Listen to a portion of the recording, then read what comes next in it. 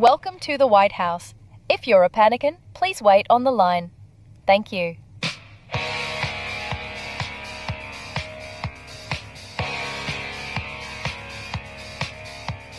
We're experiencing a long line of Panicans trying to get on the line. Please continue to hold.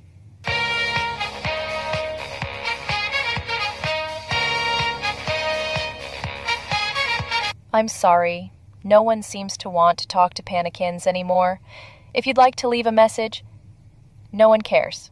Thank you. Have a nice day.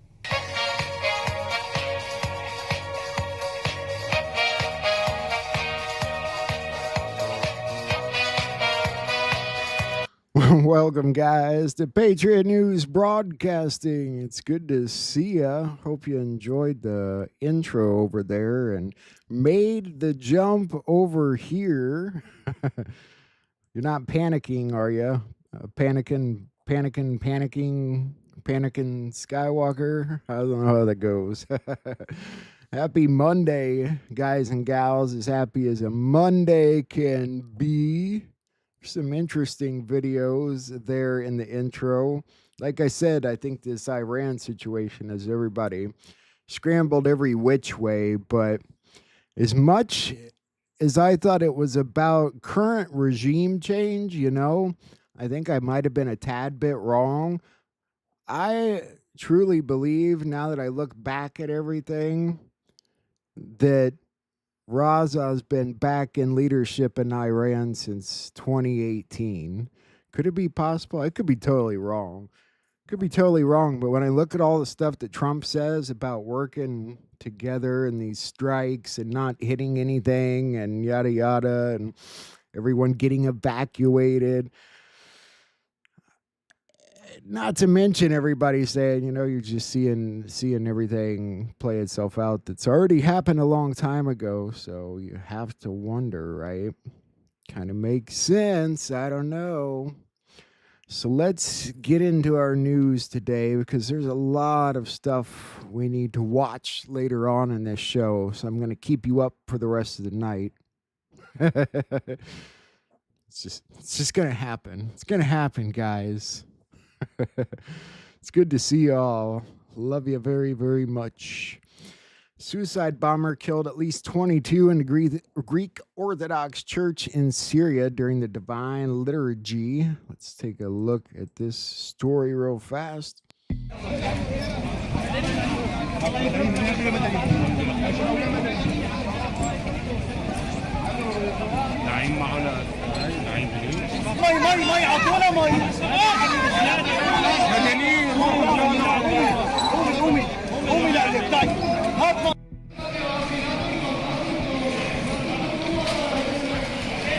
The chandeliers are okay.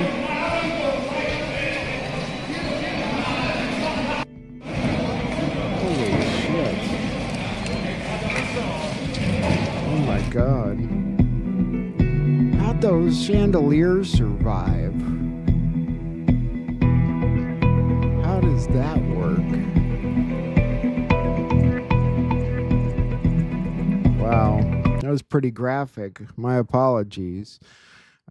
So that was in Syria, a Greek Orthodox church. That's terrible. But I still don't understand how the chandeliers survived a bomb. It's crazy. The world we live in.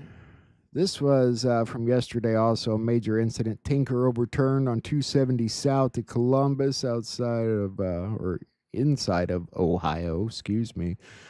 Wanted to show you that video real fast. Oh, look at the flames. Hope nothing explodes. Oh man, that is black.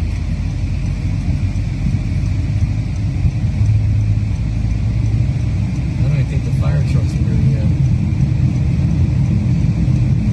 Not necessarily political story. Oh my God, look at this. A tanker. Oh, Jesus. Pretty wild video, huh? He flipped over. It's like something out of Terminator. Terrible. And so there was that outside of Columbus, Ohio yesterday. Trump put this post out years ago, and for some reason, people are still passing it around again. I think it's funny, though, because it's so very true, and we're going to find out so much about that soon. Moving on, though, lots to look at. This from Robert F. Kennedy Jr. back in October that I wanted to share again as well. FDA's war on public health is about to end. This includes its aggressive suppression of psychedelics, peptides, stem cells, raw milk, hyperbaric therapies, chelating compounds, ivermectin, hydroxychloroquine, vitamins, clean food, sunshine, exercise, nutraceuticals, and anything else that advances human health and can't be patented by pharma. Yes, I get it. It's old, but just pointed out because it's all on the way. We got a lot of new stuff to look at too, you farts, so don't go clicking off. Some of these posts from Vincent Kennedy today have been kind of wild. No need to overcomplicate this. We're looking at the rollout of a new global financial and banking infrastructure. Every nation must be part of it, including historically isolated countries like Iran, North Korea, and Cuba. Bringing Iran in first under the convenient excuse of the nuclear deal is strategic. It lays the groundwork for onboarding North Korea next. They've got real bombs. This is not about regime change or disarmament. It's about alignment. Leaving out any opinions on this stuff is good or bad, just reverse engineer. Yeah, okay. So, interesting. It's an interesting way to look at things. And a good theory that could be right. People are sharing this too, just to point out Trump's actual opinion on things, since he did share this Jeffrey Sachs video telling us about how Benjamin Netanyahu is responsible for the wars in Iraq and Syria. Has been trying to bait the U.S. into attacking Iran for years. You could kind of get what side of things Trump's on, or at least you should. Somebody also shared this, how Israel is pretty much the only country in the Middle East with nuclear weapons, conveniently. Go figure. A few other quick posts here about how Obama dropped 26,171 bombs. People are still going on about it being a war. That was earlier today, obviously, since we had that whole truce thing a minute ago, and we'll talk about that too. It's from Cat Turd. He said a little bit more, because he's looking at the whole Middle East, Libya, Yemen, Somalia, Pakistan as well, saying the total number of bombs dropped during Obama's presidency likely ranges between 100 and 150,000. Damn. So there's that. The 5 most words over the coming weeks and months will be, we tried to tell you. There's going to be a lot of people saying that. We tried to tell you. Massive explosion rocked Tehran today as Israel launched extensive wave of strikes. There's a couple different ideas of what was hit. The French foreign minister said Israel struck the Tehran prison holding French detainees and that it was unacceptable. We'll look at that real fast. Well, the explosion. But I don't think that was the prison. I think that was their energy building. It says Israel hits power supply system in Tehran, triggering an outage. That's probably more likely what this massive explosion in the capital today was. The Israeli military said it launched air raids to obstruct access routes to Iran's enriched uranium facility in Fordo, which was bombed by the U.S. at the weekend. So they're basically dropped some more bombs today, kind of blowing up the roads to these facilities and stuff, so they alleged. And of course, Iran said that Fordo had been completely emptied and evacuated for several months, so keep that in mind. Couple Trump posts we'll go through here. They're sort of all over the place as the news progressed today. Monumental damage was done to all nuclear sites in Iran, as shown by satellite images. Obliteration is an accurate term. That was from yesterday, not super important now. It's not politically correct to use the term regime change. But if the current Iranian regime is unable to make Iran great again, why wouldn't there be a regime change? So he's kind of telling you it really wasn't about regime change, and that's because, in my opinion, I think it already happened. Moving on to another story here. Coming out of New Zealand, Alexis Rosenstuhl has been found guilty of 5 counts of historical child sexual abuse crimes and is in pre-trial detention. The suppression order that concealed him for all these years was finally revoked today by the presiding judge. Where the hell is everybody tonight? In 2007, Rosenstuhl created a deed of trust, which he used to make his own rules under which he forbade his victims to speak up about the institutional child sexual abuse. Clause 19 of the deed literally says, when you are abused, be quiet. Let the brethren be closer to you than your kin. That's pretty fucking sick, isn't it? Let's move on. The State Department obviously issuing a worldwide caution for citizens abroad. This was also sort of before the truce, but we're getting there. Kristi Noem said to, be careful, I guess. But the State Department actually got on and talked about how Americans should shelter in place. Did any of you do that today? I don't know about you, but I didn't shelter in place. I was out playing with my dogs. So we'll look at that. An hour from now, President Trump expected to meet with his national security team inside of the White House.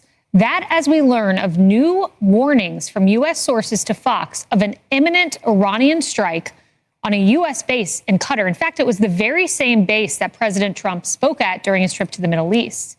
Now, this is where the United States has its largest airbase in the Middle East, and Qatar has closed its airspace until further notice. You can look at the flight radar. There are literally no flights above Qatar right now.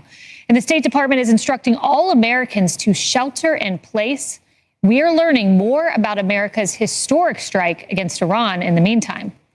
And new details are emerging about this weekend, how the U.S. carried out a highly precise airstrike mission that successfully took out 3 of Iran's most important nuclear sites. You've heard them by name: Fordo, Natanz, and Isfahan. And now President Trump is calling for peace. Iran's key nuclear enrichment facilities have been completely and totally obliterated. Iran, the bully of the Middle East, must now make peace. Just thought it was odd there that she threw the shelter in place in there today. A lot of people had a lot of ideas about it, and we're all wound up about it this afternoon, as per some of the live streams I saw earlier today. This from Robot Source Information, Ghost in the Machine. Didn't Trump just tell us Fordo is gone while pointing to @Ozent613, which is the PSYOP group for the military, the army. So maybe it's Trump's way of telling you it's all a show. Sort of like Patriot Princess says here. Keep in mind the war and these strikes happened long ago. The military is disclosing the truth to the public right now. Keep in mind, it's a war strategy, 5D chess, bait and trap, the art of war, smoke and mirrors, what we've been saying exactly. The sites we hit in Iran were totally destroyed, and everyone knows it. Only the fake news would say anything different in order to try and demean as much as possible. He was really, bothered by the news saying that we messed up the bombing. We got that bombing right. We bombed the shit out of those places. Regarding President Trump's concerns, I condemn the U.S. strike on Iran. It failed to achieve its objectives. However, Russia has no intention of supplying nuclear weapons to Iran because, unlike Israel, we are parties to the Nuclear Non-Proliferation Treaty.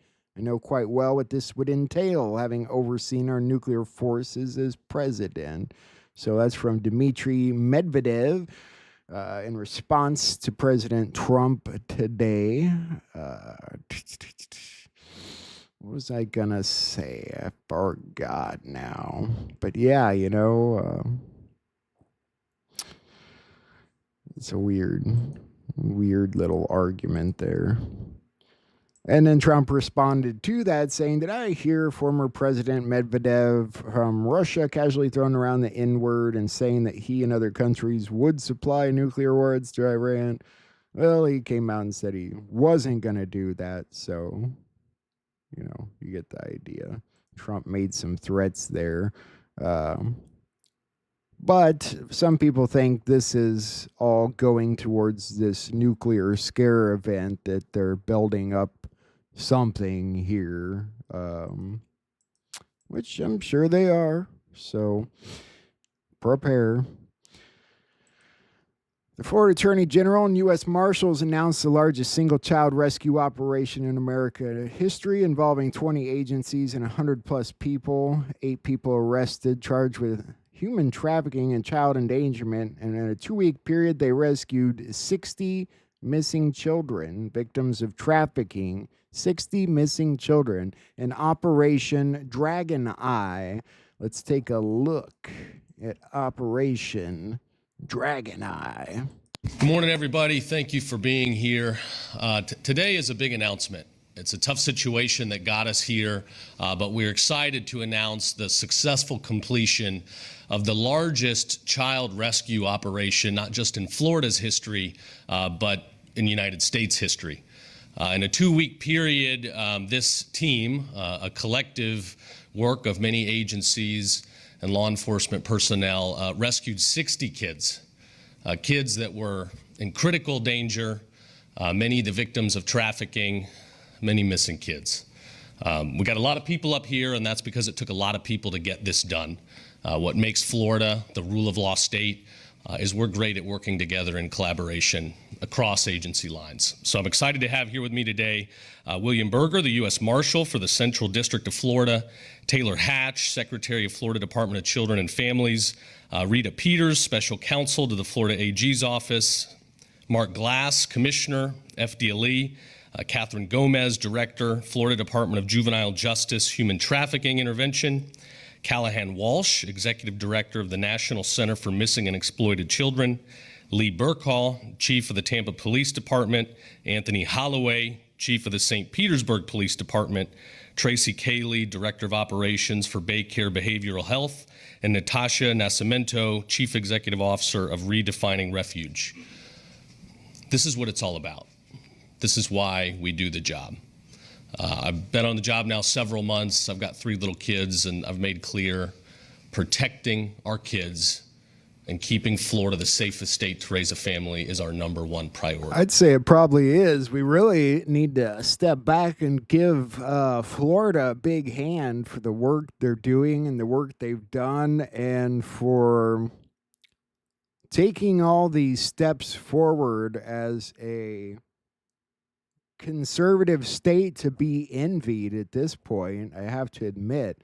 Operation Dragon Eye. 60 kids, man. That's what it's all about exactly. Mahmoud Khalil, no sooner that he did get out of detention, that he's back on the streets chanting and marching along. Freaking moron. Palestine will live forever. Palestine will live forever. From the river to the sea. From the river to the sea. Palestine will be free. Palestine will be free. From the sea to the river. From the sea to the river. Palestine will. Don't people know by now not to, like, poke the bear? Some people just love to poke the bear. But if you went through all that and then got out, you should probably just go on about your life and stay quiet and be glad people leave you the hell alone. The IAEA sought access to Iran earlier to account for highly enriched uranium stockpiles that honestly probably aren't there anyway, and not that Iran's actually going to let them in either. On another note, I thought it was a bit humorous that Israel bombed Iran's doomsday countdown clock to Israel's destruction that was sitting in Tehran. No more doomsday clock sitting in public. Just had to bomb that damn clock, right? All day today, the U.S. was assessing the high risk of Iranian retaliation against U.S. forces, not to mention the attacks on Qatar that happened today that we will look at shortly here. I thought everyone might have lost their mind today in their reporting because they kept showing these videos of all these bombs falling on Qatar, and there's like a lot of bombs. And then they kept putting out this story afterwards saying Iran used the same number of bombs that Trump used on those nuclear facilities. Clearly, that's not the case. And I'm not good at math, but, you know, just a little bit of counting and paying attention there would probably help you. Iran may be preparing again to begin laying mines in the Strait of Hormuz, though in a funny note to all that, oil ended up dropping in price today instead of going up at the news. It's being rumored or started going around today that Raza Pahlavi's announcing his leading a revolution against the Islamic regime in Iran, basically putting out resources, I guess you could say, and I'll show you what he said. Even though, like I said, I think he's already in leadership. But that I am establishing a formal channel for military, security, and police personnel to reach out directly to me, my team, and our expanding operation. This is a secure platform to efficiently manage the growing volume of inbound communications and requests from those breaking with the regime and seeking to join our movement. For those patriotic members of our armed forces, the time is now to join the nation. If you do, I will make sure your service to Iran is not forgotten and is celebrated. so whether the point was regime change or not, or already happened, it's become a byproduct. Looks like it's going to happen. Why did Iran warn President Trump after taking out their dear Qasem Soleimani? Why did Iran warn President Trump after taking out their nuclear sites? At some point, you got to ask how much of all this is theater. We ask that every day, basically. Maybe they want to be set free from something. Strings cut. Yeah. Yep. That's putting it in short, but yeah. I think his time's back. I think it's been back, but this was some interesting posting today again from Vincent Kennedy. Just need a ping, really. I have a post to go with that.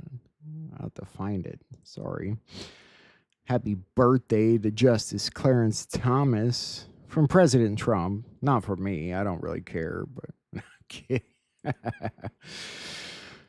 Iran launched 6 missiles at U.S. bases in Qatar. Clearly, you have to ask yourself why they said that, why they came up with this story that they launched 6 just like the U.S. did when the video clearly shows something different. And I think I have video.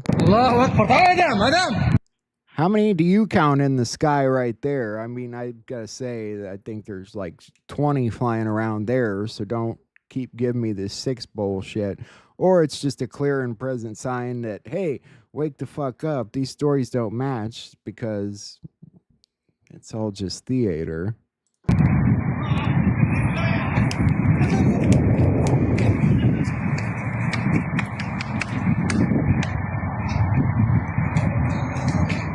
And I had to laugh at how many people reported that today, too.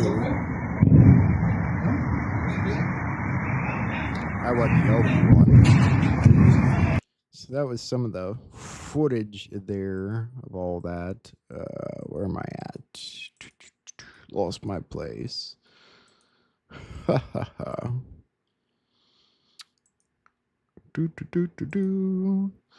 All right. Iran attacking U.S. base in Qatar. Why do we still have a base there? Because they know it won't draw Qatar into the conflict if they attacked U.S. forces in KSA or UAE. Chance that these countries would get involved is much higher. No doubt Iran coordinated this retaliatory strike with Qatar.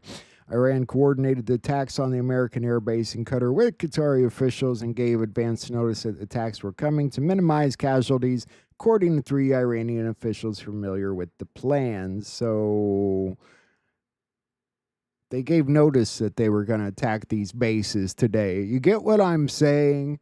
They call them up. Hey, we're going to like shoot some bombs at your bases today. You know, like we got to make a show of this.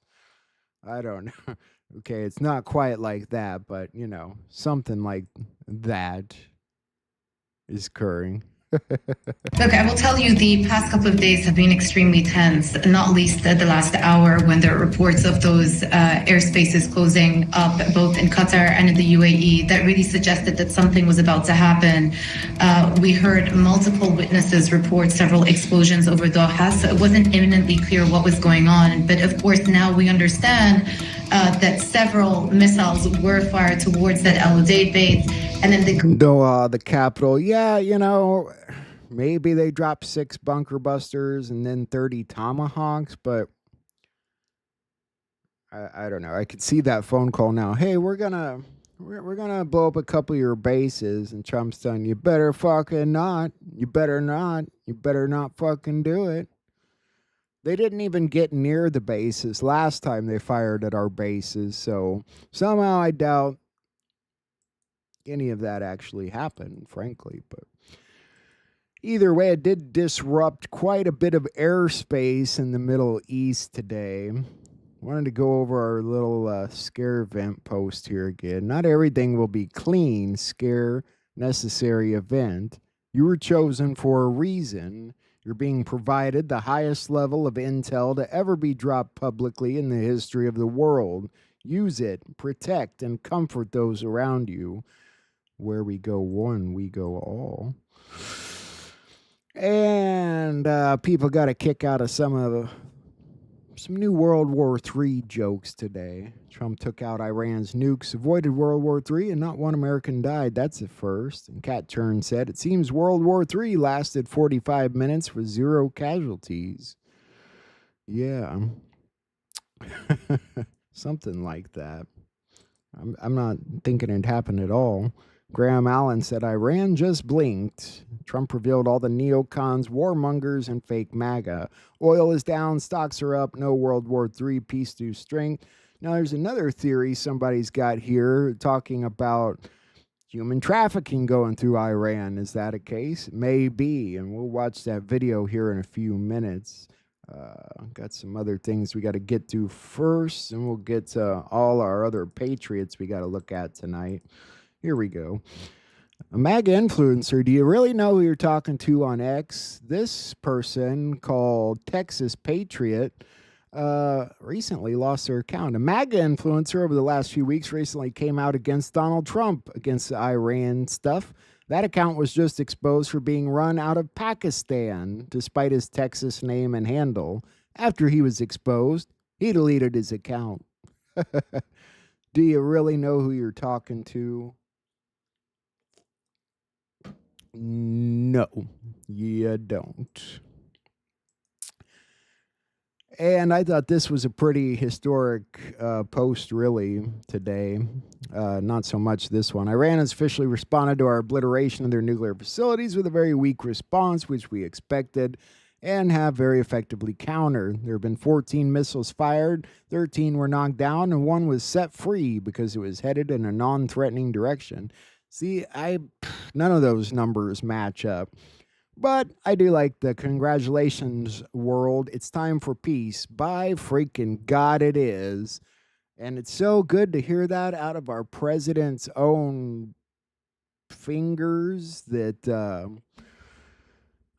was nice. I hope there's more to that post than we all know. It's the 4th of July. It's so close. This came in a little later. I'd like to thank the highly respected Emir of Qatar for all that he has done in seeking peace for the region. Regarding the attack today at the base, I'm pleased to report that in addition to no Americans being killed or wounded, very importantly, there have also been no Qataris killed or wounded. Thank you for your attention to this matter. Alpha Warrior posted, before you can unite America, you must first expose those who've secretly been trying to destroy it. Yes. Good post.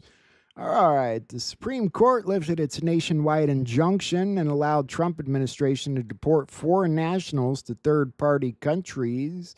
That's so nice to hear and see, isn't it? Trump posted this. Congratulations to everyone. It's been fully agreed by and between Israel and Iran that there will be a complete and total ceasefire in approximately 6 hours from now, when Israel and Iran have wound down and completed their in-progress final missions. For 12 hours, at which point the war will be considered ended. Officially, Iran will start the ceasefire, and upon the 12th hour, Israel will start the ceasefire. And upon the 24th, an official end to the 12-day war will be saluted by the world. During each ceasefire, the other side will remain peaceful and respectful on the assumptions that everything works as it should, which it will.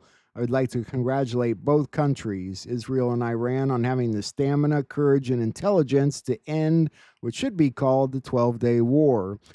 This is a war that could have gone on for years and destroyed the entire Middle East, but it did not and never will. God bless Israel, God bless Iran, God bless the Middle East, and God bless the United States of America and the world. That was a mouthful. The 12-day war. I don't know about that. A couple more things here. This was from 2018. President Trump told Iranians, "You will see great support from the U.S. at the appropriate time," which some believe is now. This from an old Q post. Today, POTUS took control of Iran. That was from May 8th, 2018. Bum, bum, bum. Smoke and mirrors. Smoke and mirrors. All right, you potheads in Texas. Your governor blocked a controversial THC ban with a last-minute veto. Cheers to Governor Abbott. Turning to our top story here this morning, Governor Greg Abbott vetoes a contentious state ban on the THC products in Texas. Yeah, and instead, he's calling for regulation. So our Jade Fleury is live outside of Eighth Wonder Brewery and Cannabis. Good morning, Jade. Good morning, you guys. Yeah, we're here at Eighth Wonder Brewery, and obviously they sell beer, but they also sell THC-infused beverages, and it's also the home of Texas's first THC seltzer. So we are here with the CEO and co-founder of Eighth Wonder and the Bayou City Hemp Company, Ben Meggs. Thank you. I'm sorry, is that like a liberal way of consuming THC through weeds? Seltzer? Is that what the hell she said? Spritzer? Yeah, we're going to watch that, Mr. Chris. We got a couple things to look at first. And then there's a lot of other good things on from our Patriot friends other than just Mr. Juanito. This I want to start with because a big point of contention here is that some people still think Trump is for the Zionists. This woman is going to tell you why he's not for the Zionists. So we're going to check this out real quick. It's not super long. Then I want to watch the short video about human trafficking in Iran. After we watch these two very short videos, we're going to jump to Juan, yes. And then, like I said, there's quite a few other things on tonight we need to look at. So let's start with this video. It's 2 days after President Trump walked out of the G7 summit in Calgary, flying back to Washington in the dead of night to deal with the Israel-Iran crisis. But what happened before he left has the global elite in full panic mode. Most people think this is just about Iran and Israel, but what you're witnessing is something far bigger. Trump is systematically dismantling the post-war British imperial system, and he's doing it while delivering the largest blue-collar wage increases in 60 years. The empire's puppets can see their game is up. I'm Susan Kokinda, and I've been fighting this fight since 1971, when I joined Lyndon LaRouche's organization the day Nixon ended the Bretton Woods system. I've seen every attempt to break free from British imperial control, and I can tell you, what Trump is doing right now is unprecedented. So today, I'll break down what really happened at the G7 meeting, how Trump is navigating the Iran-Israeli crisis in ways most people don't understand, and how the British are panicking because Trump's economic and strategic revolution is working, and it can end the post-war globalist order if you understand it and support it. Now, you saw the headlines. Trump left the G7 summit in Calgary early, flying back to Washington to deal with the Israel-Iran crisis. But the real story is what Trump said before he left, right to the faces of the globalist elite. Standing next to Canadian Prime Minister Mark Carney, the very icon of post-war globalist economic policy, Trump called out the G7 for throwing Russia out of that institution in 2014. He said, the G7 used to be the G8. Barack Obama and a person named Trudeau didn't want to have Russia in it. I would say that that was a mistake, because I think you wouldn't have a war right. I think we're going to go ahead and move ahead because we've already talked about a lot of that here and everywhere. Let's talk about the trafficking for a minute, and then we'll move on with our Juanito. There is a round table that's on tonight that's already been going on. We'll probably look at it some point. Some fun things to check out. So let's start with this story. It's a few minutes. We probably won't watch the whole thing. It's just about trafficking. And I've never heard the trafficking stories about Iran like I have about the Ukraine and all these other countries. So I thought it might be a little interesting. Let's just hear the man out. How's it going, everybody? It's Michael. So today I want to talk to you about this plan, the plan, right? Because a lot of people are talking about current events, and these current events are important. I'm not even gonna lie there, but you got to understand that Iran and a lot of these countries were major human trafficking hubs. And so while we're taking care of all that, military is, you got to understand it's important for the declassification of all this. And people keep forgetting all that. They all want all this stuff to happen, but what most of you don't realize is most of it already happened. And what you're experiencing right now is declassification. And that is the most important aspect of all this, because you're not going to just get what you want until you understand why it is that's what you want. And it goes into another aspect, but I need you to understand that. Right now, you're experiencing declassification of information that you never knew about. And there's a lot of it. You've been stifled and lied to for 100 years. And the world that you think exists doesn't exist. It's a lot bigger and a lot smaller too. But what you got to understand, and the reason why I'm sharing VK's post here, is another version of this declassification and what Q tried to teach everyone, the one thing that everybody wants to ignore all the time, which is AI, artificial intelligence. And the fact that none of you want to do that because you're so fixated on global events that you forget about all the things you've been taught. What's going to come, all that stuff, right? So let's talk about it. Artificial intelligence has been around for basically ever. I don't want to get into the super history of it, but we can do the American history of it because that's what you all know. But anyways, Klaus Schwab talked about a cyber pandemic. Here below, Netanyahu says we can do this with the push of a button. All the major companies like Amazon and all that are DARPA funded. Well, Jeff Bezos' grandfather worked at DARPA. Now Bezos owns one of the biggest AI companies in the world. It's all controlled by the same apparatus. But it's all links back to the Rothschilds and Netanyahu, all that stuff as well. So understand that you're probably still going to see a major cyber situation. Probably still going to see the lights go out. You're probably going to see everything glitch out. Probably going to wish you saved a lot of your information offline.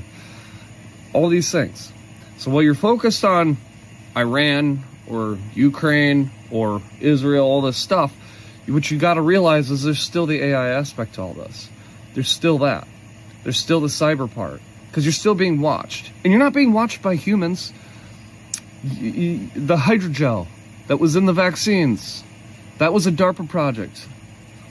That's why people were able to connect to the internet and all that stuff. It's at the end of the day, so many of you are forgetting about the AI aspect of all this. And you're allowing yourselves to get triggered by countries that do need liberation. Like, if you go do your research, Iran used to be one of the greatest countries. And now look at it. It's the people there deserve freedom. Like, but so do the people of Israel, right? So do the people of Palestine and Gaza, all that stuff, right? It's all just a regime. You can't get mad at the people of these countries. It's not their fault. It's the leaders. But these leaders also built major economic weapons that nobody sees or knows about, which is artificial intelligence. And it's like their Samson option. I don't know if you looked up the Samson option, which is Israel's last option to nuke the United States and areas. So understand that a lot of this is still AI, and you haven't seen that part. And if you guys think that things are going fast now and you can't keep up, just take a step back and realize it's about to get even faster. It's about to get even more wilder. And you're about to see it, right? Because the biggest So he's right. And I think you guys know that. Just because you're seeing a truce between Israel and Iran today doesn't mean that other stuff ended. Doesn't mean that there's not still a need for a scare event, nuclear style standoff. I figure it would probably be between us and Israel personally, but or maybe the rest of the world. Don't know exactly, but a lot of countries are angry at Israel, and it's probably just more smoke and mirrors, but still coming. Still has to happen. So let's jump on here with the new one. We'll check this out and we'll go from there. There's a lot of good stuff out tonight, so we'll see if we can keep up, friends. I'll be in the chat with you. Lately, USA is getting scarier. Half of the Americans I see all hate America. They hate the cops doing their best to take care of us and kneel for the flag and salt the soldiers that we're burying.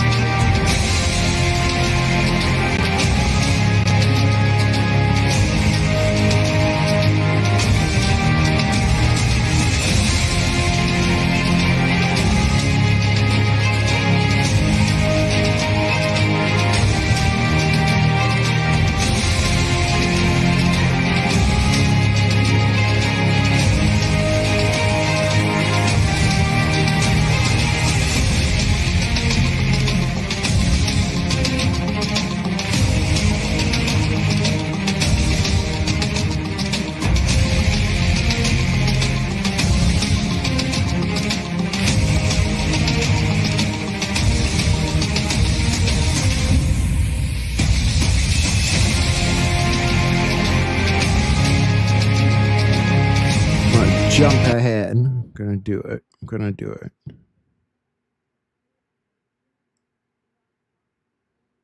Next, you got to bounce over to Rumble and get into that description. What else are you going to find there? The links to follow and support my guests. You guys, you heard in the opening monologue, there's a lot going on in the world, in our country right now.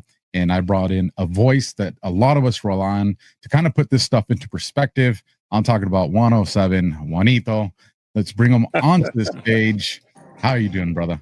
Hey, beautiful to talk with you. And of course, always enjoy you and your audience. So beautiful night here in Barcelona, Spain. And like I have a couple munchies coming while we're doing the show. I haven't had a chance to eat all afternoon. So, yeah. Well, you make sure to satisfy the hunger and the thirst. I know what it's like when you're doing this much work and you got to find a way to make things unfold. Let me start here. The audience be watching this probably within the next 2 days or so. But for us, we're recording right now on Friday, June the 20th. I was like, what day is it? It is Friday, June the 20th. And there's a lot going on right now, Juan. Where would you say is the place that you want to start this conversation? Oh my gosh, God! Well, if it's not going to show for 2 days, we better make it the big stuff that'll last a long time, because there's so much can happen in 2 days. The show would be has-been news. But actually, that's not a bad way to start it. Anyway, let me help everybody out here. You'll notice that I sent you over the little blurb, which by the time folks hear it, Trump's asked for a special counsel to be appointed concerning 2020, the 2020 election. Now, by the way, I think they should start when they open those hearings to appoint a special counsel. They should start. Everybody should line up. I can even probably assemble a choir here from the crowd, and we could all stand there sing in front of the courthouse. 2020, it's not over yet. How many people have been saying that for the last 5 years? Okay. So I think we're being vindicated on what we've been saying all along, that we're not going to get past this 2020 election. And one of the important things that I think everybody in this audience should be very aware of, it probably will take 6 to 8 weeks, maybe even a little longer, to get a special counsel appointed. Even once that happens, then you got to go through all the work to decide what the parameters of the special counsel, what they're going to look at, who's going to add information, what they're going to hear. And then remember, a special counsel is kind of aimed internally, like the police chief looking, to or special prosecutor, under the supervision of the police chief, showing the evidence, looking at these crimes inside the country. That is an opening salvo. If you think about what just happened, the context of this week, Kash Patel sent over to Grassley over at the Senate information concerning the 2020 election and Chinese ballots, Chinese interference in the election. Now, why is that so different from everything that we've heard all the way along? When Kash sent that information over to Grassley at the Senate for investigative purposes for the Senate to look into these matters, all this time while Biden was in office, nobody was looking at or listening to any of that evidence. So there wasn't any investigation initiated, started, done of any significance, which is cover-up. And part of the thing about that is that the FBI under Biden, which, by the way, is the same FBI people, and I've talked about this in other shows, but I haven't talked about it with your show. When 2020, the election happened, because of Executive Order 13848, signed September 12th, 2018, it ordered that within 45 days of every federal election hereafter, there would be an investigation before, during the election, to look for any foreign interference. Not looking for domestic interference, looking for foreign interference in the election. A lot of this audience will remember that in the days after the election, we were expecting some kind of justice to come on December 18th, 45 days after the election, when Homeland Security was supposed to disclose any information about foreign interference in the election. And 3 days before the 18th of December, Director of National Intelligence, which is the office that supervises all of the Homeland Security agencies. There are 16 intelligence gathering agencies in the Homeland Security system. NSA, CIA, FBI, DEA, CISA, which is Cyber Intelligence, National Reconnaissance Office, etc. And by the way, the biggest of the bunch by far is NSA. It's about 10 times the budget of CIA, National Security Agency. And Director of National Intelligence Radcliffe was supposed to take all the intelligence from the other 16 agencies. He's the 17th agency and supervises all of them. He was supposed to take that, put it into a report, give it to the president and to others in Congress as an interim report to show whether or not there was foreign interference in the election.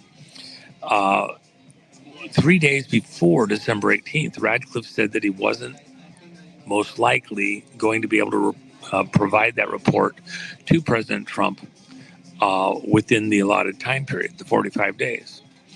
And the reason he cited that he wasn't going to be able to do that is because the FBI, he didn't say the agencies at the time, excuse me, I got to be accurate on this, because several of the agency heads of the various 16 agencies refused to provide their intelligence product for him so he could make the report. So they were doing kind of a coup. Radcliffe said publicly that there was information of foreign interference, but didn't know if it was enough to have flipped the election. Okay. So what Radcliffe should have done is, in preparation for that 45-day report to President Trump, and on the 45th day, he should have provided an interim report. He should have noted that it was not a complete report because certain agencies refused to cooperate and provide that information. Therefore, then Congress immediately after he said head of FBI, CIA, NSA, CISA, whatever, didn't provide information, Congress should have called them in, asked on what basis, under what authority did, the head of the FBI, on what authority could he defy an executive order? What was his logic? What the hell was he thinking? And then the Congress could have decided whether to fire the person on the spot, put somebody in there and get that information to the public and to the president, or not. Instead, Radcliffe just didn't provide any report at all. There was nothing. And you'll remember that right then and there in that window, President Trump spoke to the country and he said, well, January 6th, they're going to vote to certify this election. And I think the American people should show up and be present on that date, kind of a witness. People showing up at court for the big trial. American people did. It was the largest gathering of the American people in Washington, D.C. in history. And think about this. It was in the dead of winter, and yet it was the largest gathering in Washington, D.C. in history. Well over 1 million people, by some accounts approaching almost 2 million people. So with that in mind, Congress, when we showed up, went ahead and certified the election without any information about foreign interference. Nothing. They had their fingers in their ears, their eyes covered. They weren't going to hear anything about foreign interference. Congress certified an election, violated their oaths to protect the American people against all enemies, foreign and domestic, and the rest is history. We had a government put in place by China supervising America with Biden, a puppet, who was not actually doing the governing, somebody behind the auto pen, etc.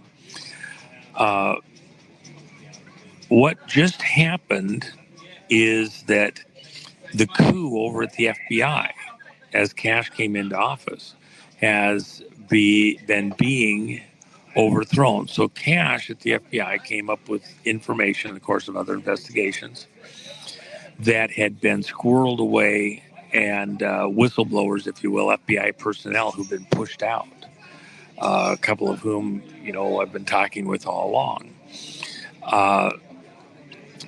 were able to provide their information to Cash, tell them where the documentation was, tell them about things that were being done, like being told to destroy evidence, hide it, of election interference by China. Now, this is really important. Remember, what Cash provided to Grassley was information of Chinese operatives, China proper, printing ballots, printing driver's licenses, and sending them to America so that fake people could show up with that driver's license and a ballot and vote. Okay? And this was to throw the election. The stuff that we were told about is only up there in the Midwest. It actually happened all over the country in numerous different ways. That was just one shot. Cash could actually have provided information about domestic interference, Americans inside the vote system, and provided that to Grassley. But the opening salvo wasn't domestic interference. It triggered the Executive Order 13848 with, that's beautiful. Thank you. 13848. And Chinese interference, foreign interference in our election process. So what happens if you have foreign interference? See, this is the sneaky part.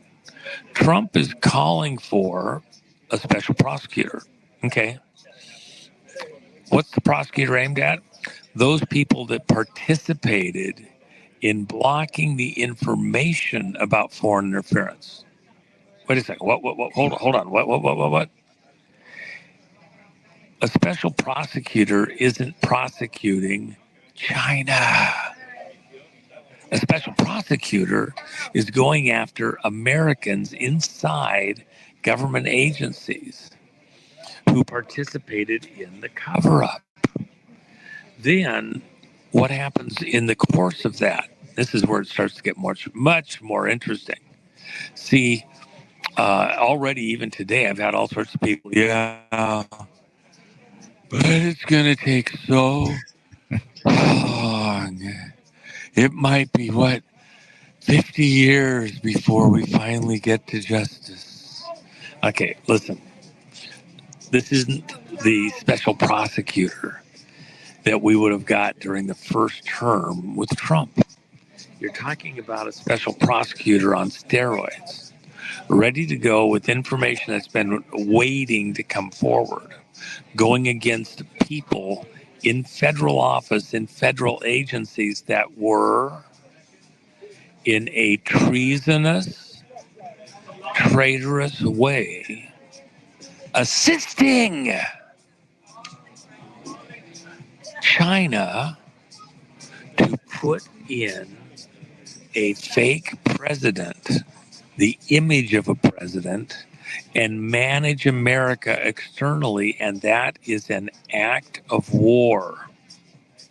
Okay. Well, Juan, I mean, we're talking a coup, treason. I mean, all of that, right? And it's, for the purposes of discussion tonight, it's an act of war. It falls into the same categories as any other weapon of mass destruction. A chemical weapon, a biological weapon, a nuclear weapon, a hydrogen bomb. It is in that category because whoever would get into power has the ability to, cause wars, promote wars, destroy populations, destroy the country.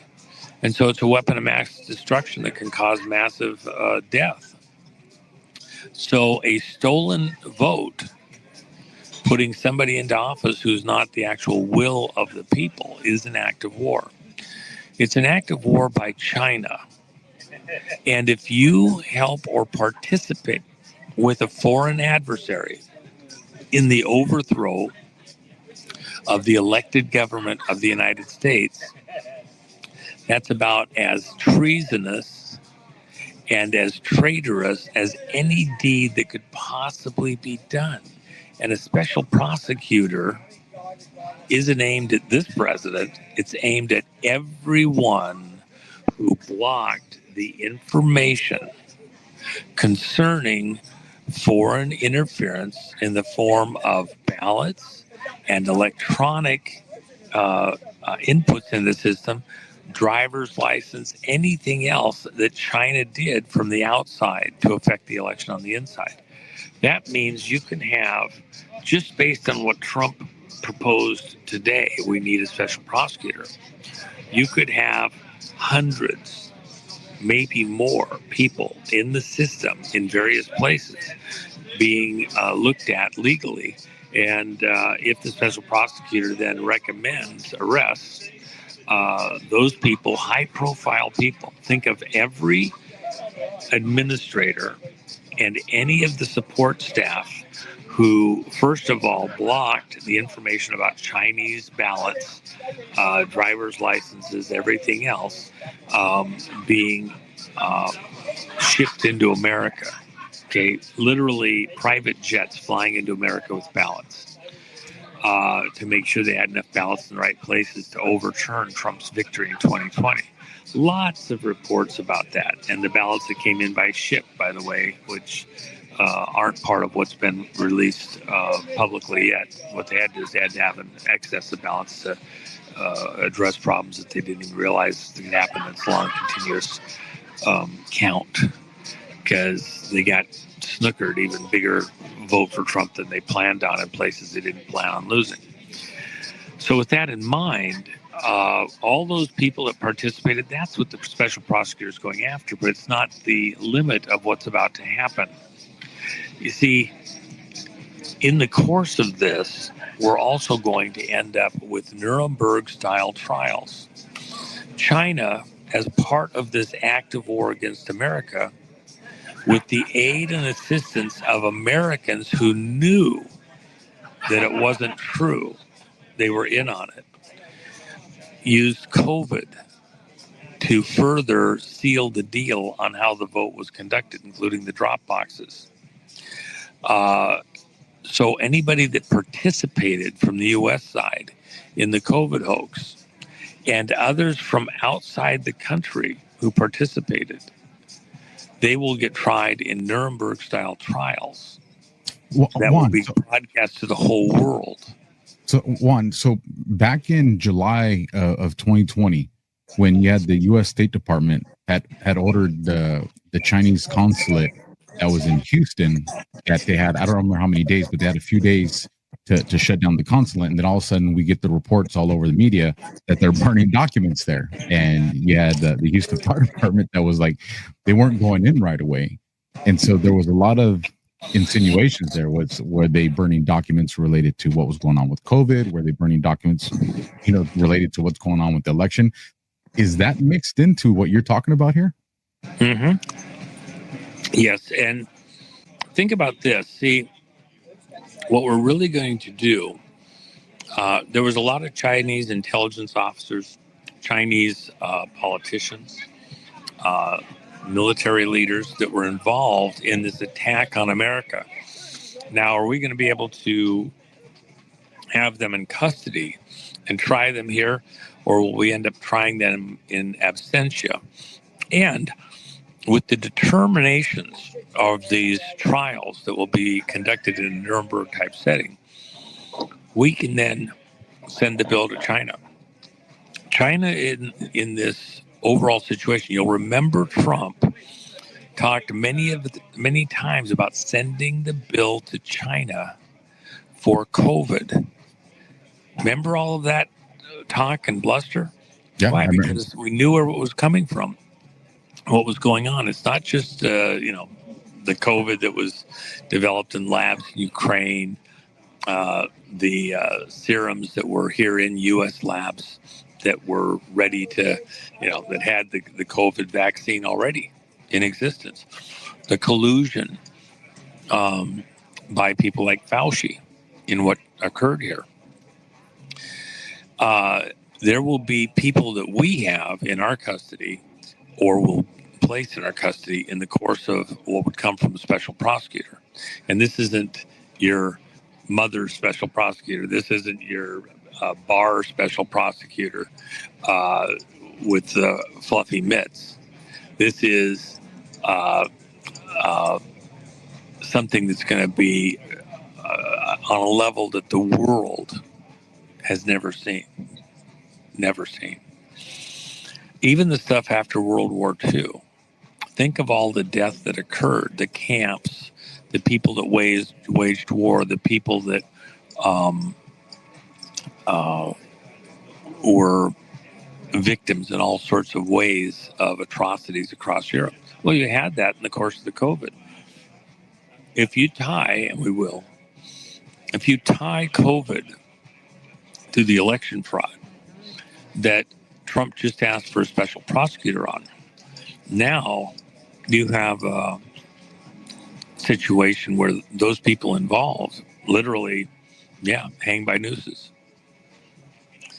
That'll take some time, and it's going to be unbelievable drama.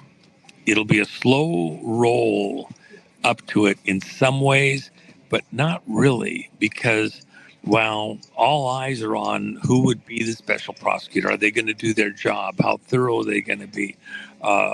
What would happen with the prosecutions that come from a special prosecutor? It's perfect. Yeah, it's great. Yeah. So with that in mind, and we've seen pretty limp-wristed special prosecutors going back to Whitewater, for example. During Whitewater, there was several times that grand juries handed down indictments of Hillary. And yet the prosecutor said, yes, the grand jury handed down an indictment after they heard the evidence, but it was weak. And Ken Starr said, I probably couldn't get a conviction. So I didn't actually serve the indictment on Hillary. We knew behind the scenes several times. I was working in Arkansas at the time on this. And we knew that Hillary had been, a grand jury had handed down a sealed indictment. But because we were providing evidence to Ken Starr. But then he wouldn't serve the indictment, and he had prosecutorial discretion on a number of subjects. They just wouldn't do it. Ken Starr wouldn't do it. Great how he got some really nice jobs afterwards and has gone into retirement. But this isn't going to be the same. The American people aren't wanting that. This is going to be much clearer, I believe. And the special prosecutors literally just teeing up the actual shots that are going to happen. Okay. So are you seeing what I'm describing here? You're talking about the real trials aren't going to be special prosecutor trials. They're going to be war crimes trials like Nuremberg, including the war crime of a stolen election, and then all the various parts of it that went into that stolen election, COVID, drop boxes, Zuckerberg might want to start lawyering up. What did he know and when did he know it? Who told him what? Gave him the marching orders and others similar. And then beyond those obvious things, out through the ranks, what's the other stuff that came from it? As a result of the image of Biden being in the White House, what part did people in the Biden administration play, including people over at intelligence agencies, Pentagon, NATO associates, what part did they play in amping up and causing Russia to have to invade Ukraine? What part did they play or not play in helping to stop the war in Yemen or start it? Remember, in Yemen, which started after Ukraine, you've had half again more deaths in the same amount of time, in actually less time. Yemen, something around 3 million deaths. Ukraine, around 2.5 million deaths. And in the meantime, all this drama going on over there at, I'll just take that aside. All this drama going on over there. Thank you, beautiful. Perfect. You just said it anywhere. I'll enjoy it. So, millions and millions of deaths have occurred in those two regions, let alone many other things that have cost millions of lives. Would that have happened had somebody not been there with the auto pen sending money? What happened in the spy world? What happened in the State Department? So, what things would have been different had not an election been overthrown? And then the other thing, in the course of it, when you look at sentencing, was there graft, theft, looting of treasure?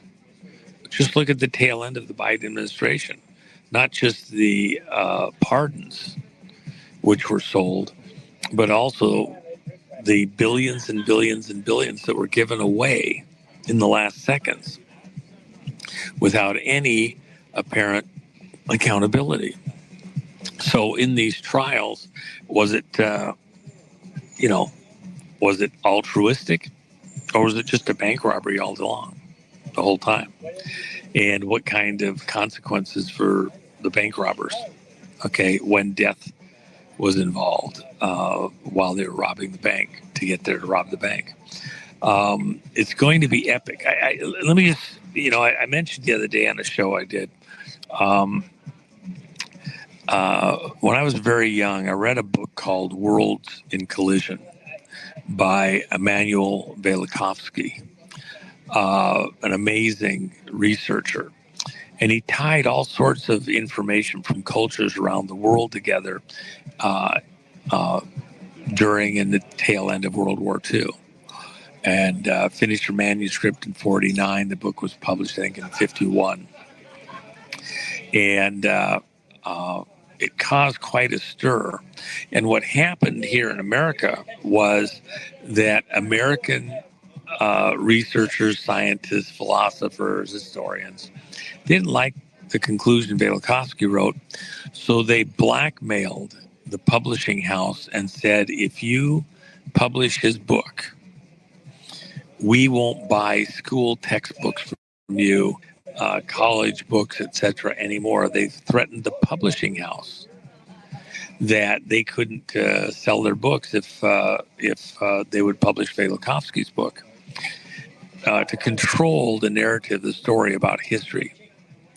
In Velikovsky's book, he took the Bible and other historical records from around the world and showed that the catastrophes around the world that are described in the Bible, the flood and things like that, indicated that massive catastrophes had occurred much more recently than most people allowed for. The dividing of the earth in Peleg's time, where the continents appear to have been split, things like that.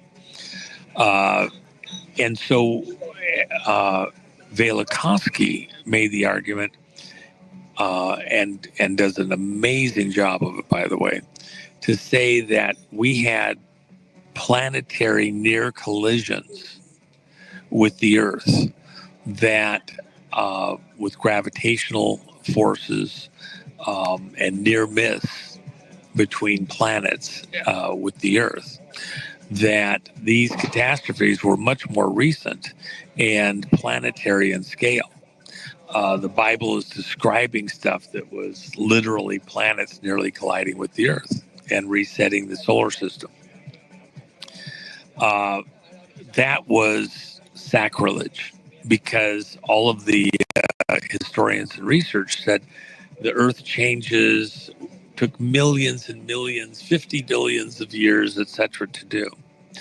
And as a result of Velikovsky's work, other researchers went in and came up with variations of his worlds and collisions theme that seemed to fit but fine-tune some of his, all sorts of people wanting to let me know things that are going on just now out to the world. Oh, and there's sea bass. Oh, that looks awesome. So anyway, so with that in mind, that's the kind of a moment that we're about to have right now. Velikovsky, with his work, set the entire Earth history, Earth sciences, on its ear. But it wasn't just those categories. It set on its ear church history and beliefs. It set on its ear how do we come up with certain philosophical beliefs? When did the dinosaurs exist? If you go with Velikovsky's theory and some of the other related theories, the Earth had a canopy, and we have actually some pretty interesting stuff that shows that canopy was there. That's why you didn't have rain before Noah's flood, because it was like a great big terrarium, and had what they speculate to have been a hydrogen canopy around the whole Earth based on the way Earth evolved over a large measure of time. That canopy would have been about 60 feet thick of hydrogen,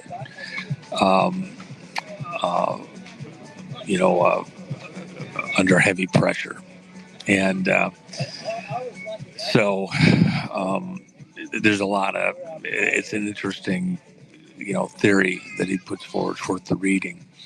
But at the end of the day, once that canopy was broken and it was super cold down to very near freezing, most of the material ending up at the poles, which is why he had these huge ice deposits at the poles. And by the way, to back up what Velikovsky was seeing,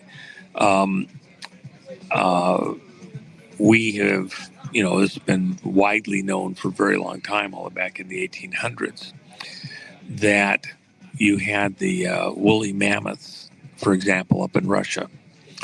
And explorers up there would eat the meat of woolly mammoths who supposedly died 10,000 years ago. It was that well preserved. You could get a woolly mammoth burger in Russia till the 50s, and the meat was still edible. How could that possibly be? They found woolly mammoths with buttercups, grass. They weren't meat eaters. They were cows, big, huge monsters.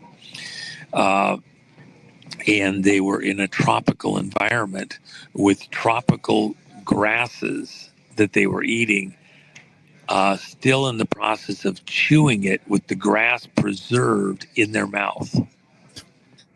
Quick freeze dried. This information isn't internet lore. It's a fact, well documented. So what happened up in those northern reaches on the Russian side and the Alaska side like that, but especially over on the Russian side, what happened? If that ice canopy, extremely cold, was broken up by some comet collision, asteroids, near planetary, some gravitational forces, the gas pressure under that dome would have been broken, and the Earth's pressure drop radically in a very short period of time. And what would happen then too is that the sea levels with the water table way lower than it was to begin with would have been allowed to rise higher from the bowels of the deep in the earth. And in the course of it, once you remove that canopy, that pressurized system, like a terrarium, all of a sudden you have the hot and cold from the sun moving the atmosphere. And as a result of all of that, what happened in Noah's time? After the flood, God gave his promise to Noah that he would never do this again, destroy all the life on the earth like that. And his sign that he would never do it that way was the rainbow. Because after the flood, it began to rain on the earth. They'd never had clouds and rain before. The earth was watered morning and evening as the sun came up and went down. And by the way, that hydrogen canopy would have acted like a huge lens over the earth. Adam said that in the garden, he could see all the way to the throne of God. His eyesight was way better. But that canopy also would have acted like a big magnifying glass out to the stars. How do we know how these people saw the movements of stars, planets, and other things? It may very well have been that was like a great big huge telescope screen over the earth, and things looked much larger during that time than they do now with just atmosphere. So there's some pretty wild speculation that's pretty fun to think through. Velikovsky's art was he wrote for the common man. He was a very advanced scientist. He pulled in works from the Bible, other religious writings, histories from nations all over the world, and he was able to craft it into something that the average person could read like a sci-fi book. But he explained what his logic was, how he arrived at these conclusions. And then those authors that followed on with what Velikovsky started wrote in that same way, even if they had some more technical papers. They wrote in a way that the average person could understand, and it shocked the literary and publishing world. In the mid-'60s, enough people were aware of Velikovsky's work, and other people were doing shows or books and research building on Velikovsky, that his book was republished 15 years after its original publication and widely received by alternative historians and people wanting to look into the religious stuff. The churches, the politics, the scientific community, the university club hated what Velikovsky had because it turned all of their writings on its ear, turned evolution on its ear. And so when it was republished in the mid-'60s, it was quite a stir. And that's when I got my copy through a professor acquaintance where I was present, saw portions of it, and he Xeroxed off that new technology, a Xerox copy for me of a couple of chapters. And then I ended up getting the whole book a while later. So shocked. It was so beautiful to think this through, and having a knowledge of biblical history, it brought things to life for me to think about the possibilities. And then I bring that to this election situation. Worlds in collision. We've been told, the mantra has been, look at, I see it even right now, Trump's unproven claims, Trump's disproven claims of election interference from 2020. You can find articles right now, MSNBC, CNN, Trump's disproven claims of election interference. Well, what Cash just sent over to Congress, to Grassley, says that there's documentation. We have whistleblowers that say 2020 was a stolen election. China was directly involved. And by the way, The other thing that happened, and remember, I think I talked on this last time we did a show together, about 5 weeks ago,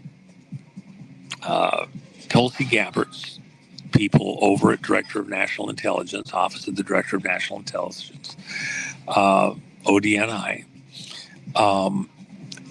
she is the person in the place that Radcliffe sat in December of 2020, after the 2020 election.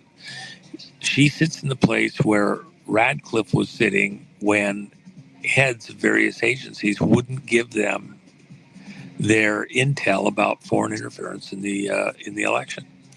Tulsi Gabbard, who is a member of Trump's cabinet, sat in the Situation Room in the White House.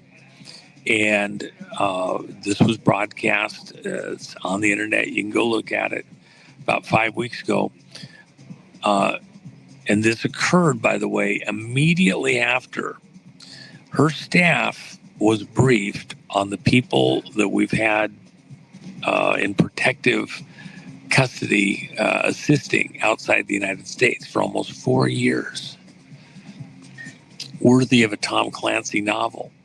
Non-government operators protecting the people who stole the election from Serbia, working for Dominion under Chinese intelligence agency supervision with Cuban minders. This is part of what Sheriff Darleaf's investigation's been about, correct? Well, Darleaf's work is in the same vein, but not precisely the same thing. We actually have the guys with their metadata, the actual way they did it, provably there, including source codes. American intelligence officers, but not on the payroll. I've been working with these people. Some folks provided the money for them to stay alive, their families, and hide them out. And others stayed in the system while they were getting additional information before they finally, broke away. All of that now, all of those people have been in the United States since about a month after Trump took office. They were going to bring them over just in the days following, and then there was some concerns about exactly how that was going to be done. I think it was very wise not to proceed the way it was going to be done. They were brought in under military and Homeland Security protective situation in aircraft and their families. So the information those people had to be sifted, heard directly from them, not from the operators who had been protecting them and interviewing them prior to that, because they were non-government operators, technically. And then what happened was there was a briefing of Tulsi Gabbard's team, if you will, that took 3.5 days. How did they do it? What did they do? Who was involved? What evidence do we have here to back up what they say? That took 3.5 days. Then Tulsi Gabbard got an executive briefing that lasted about 3.5 hours of everything that had been presented over the previous 3.5 days and vetted by her team. Then the following day, she went to this cabinet meeting, was there with the other cabinet members, and she made an amazing statement. She said, and this is, you can go look at it on YouTube. She said, "Mr. President, we now have proof of a stolen election. We now have proof of a stolen election, and it's just like you said, Mr. President." So Trump had already briefed everybody in his cabinet what Tulsi was about to say. They'd all been tuned up privately by the president. Mr. President, it's just like you said. We are going to have to go to a hand count paper ballot.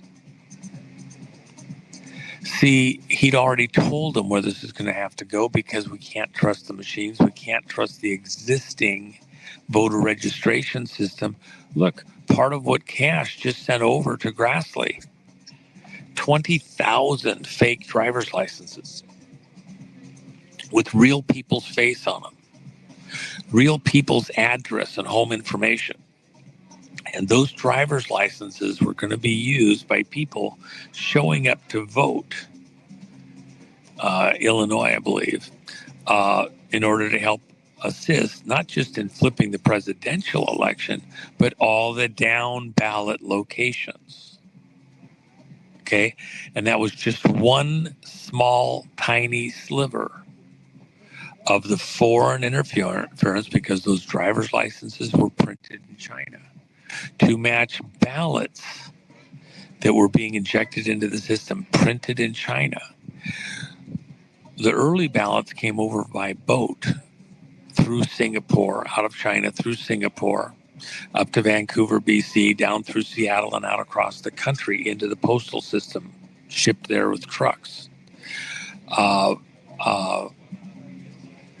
Then when they didn't have enough for certain locations, because Trump was winning too big in 2020, they literally emergency shipped more ballots and flew them over on private aircraft and took the ballots directly with Chinese couriers right to the vote centers. All the stuff that a lot of people were talking about in 2020, that Radcliffe, had he received and been able to report on the information available inside the FBI, stuff that the NSA knew about various movements, the largest intelligence gathering entity on the planet, things that were in other areas of Homeland Security's reach. Had that been presented in the report to Trump December 18th of 2020, as it was supposed to be, then Trump could have ordered an investigation of however many days were needed to verify that the vote hadn't been interfered with. Congress would have held off on certifying the vote on January 6th to verify that there wasn't foreign interference and that they were not about to aid an enemy of the United States, an outside influence. Look, well, China's not officially at war with us. China's not officially. If they interfered in our election, that is an act of war. If on the way to interfering with our election, they did a scam of a biological weapon that created the context for drop boxes and 6-foot separation and don't show up at your vote center in person, do a mail-in ballot.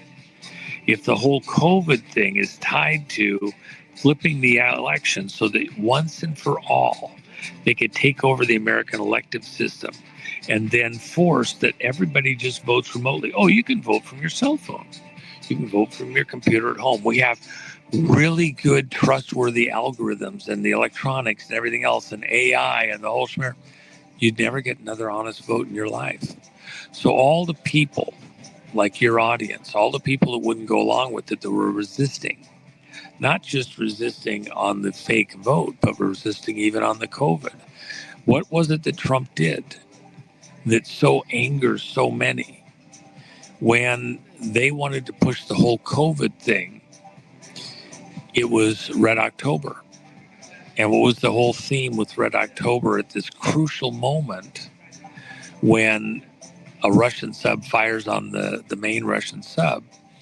The captain turns and points his sub right at the incoming torpedo and accelerates out to 100% power, raises it to 110, then raises it again to 115% power for maximum speed of the sub through the water, going right at the torpedo coming at it. And he got inside of the range where the torpedo goes active, where it actually arms itself. Because torpedoes in the early days, sometimes would go take a circuitous route. A fin might get stuck or something. It might lose its original target, come back and hit the sub that launched it. So we put safeties in there there where they don't actually arm until they're far enough away that there's no possibility that the torpedo could turn around and come back and hit you. When the commander of the sub moved inside that arming range and it didn't blow up, the torpedoes just bounced off the hull of the sub, then the commander of the attack submarine moved his torpedoes on the safety to going live the second they left the tubes. He fires again, and they were active right from the beginning. And a submarine intercepts the two of them, the Dallas. And then once the torpedoes change and start going after it, because they're already active and they're already ready to detonate, it goes up on the surface in a way that the torpedoes can't see. It puts out countermeasures, and what happens is the torpedoes lose their way, reacquire a new target, and go after the sub that fired those torpedoes in the first place and kills it. What you're seeing is 2020, 2024, and now we're about to go after China and all the people that were involved in the theft of the 2020 election, including using COVID, which resulted in the deaths of millions worldwide. And not just for the stolen 2020 election in America.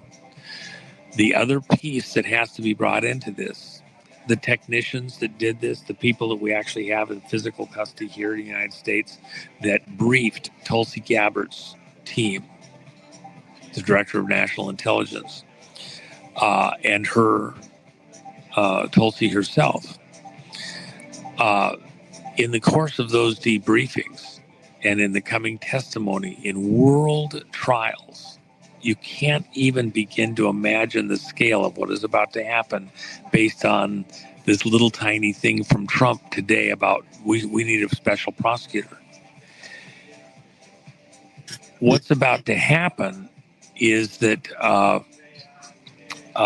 you're going to find out that 71 countries besides the United States had leaders put into power over their populations at the direction of China, that favored China and what it wanted to do on a world scale. We're going to war with China, but China started it. China's been at it. The vote's been the key to it.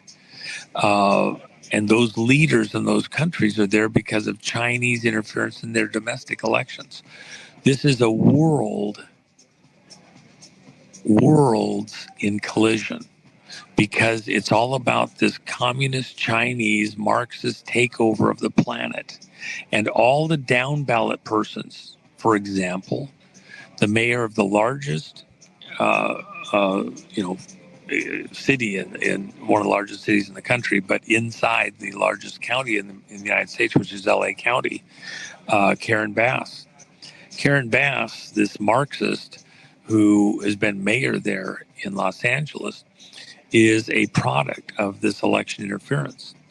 And in her case, part of the issue is she was a top agent, and you'll find this out in the course of the disclosures, I believe, said for legal reasons, personal belief. Gosh, I wonder why.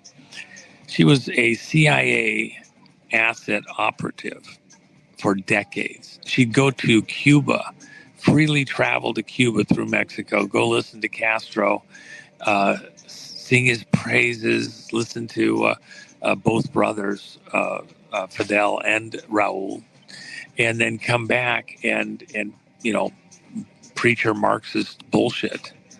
And somehow she becomes mayor of LA and hijacks the whole city of LA on some of her beliefs. How did she get there? How did she keep office? Because they've been cooking the vote with their Smartmatic vote machines in California. In LA County, I should say. LA County runs Smartmatic machines under a different name, but it's just Smartmatic. And stole those elections. In fact, the recall election on Newsom lost. You're going to find that out too. And they cheated right there in LA County. So why is that important? Worlds of ideas, beliefs, people in power, stolen power, murderous power, people with no conscience to kill their neighbor's friend's grandma for their purposes, in collusion with a foreign government who's become and made itself an enemy of America by its actions.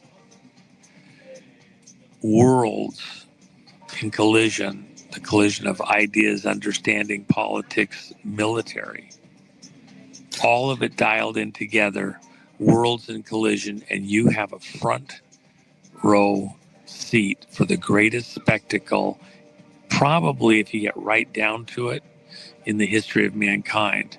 I don't think even nearly the flood will have had as stark and dramatic an impact, certainly on as many people, because they didn't have that many that existed back at that time. It's going to be something that's beyond comprehension for most people today.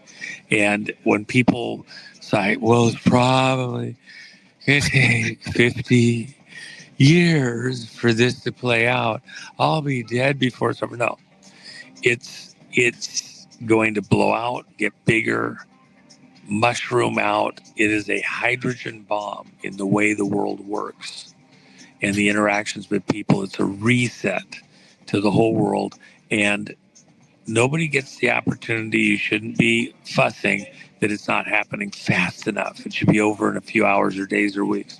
The Nuremberg trials went on for years because there was layers to it, and as certain people were brought in and the cases made, because the early cases played a part in how later cases played out. You're going to watch a spectacle that probably real time takes a decade or more to fully play out within a world court type of a setting, and affects the leadership of whole nations. See, it's not just the presidential election. It's not just the top seats. It's the down ballot stuff. Senators, legislators, judges that are appointed as a result of this, laws that came into being, taxes.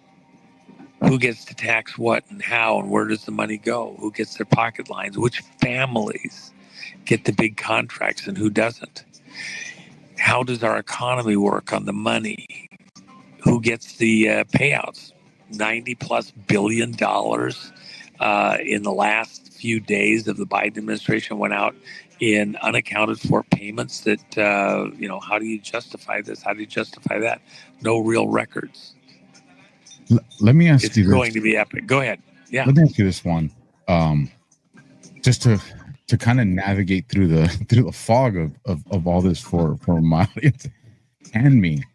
We've seen people like Stephen Miller, Ezra Cohen, General Flynn. I would say in the last 21 days, they've exponentially have accelerated their content as it's related to the CCP and the threat that China poses. So, I mean, they've mentioned it from time to time, but I would say a large portion of the last 3 weeks of their content has really, highlighted the threat that the CCP has. But if you look at the trending picture of what's going on right now, it seems like the vast majority of our government, our politicians, mainstream media, and even alt media is still focused on, Israel and Iran.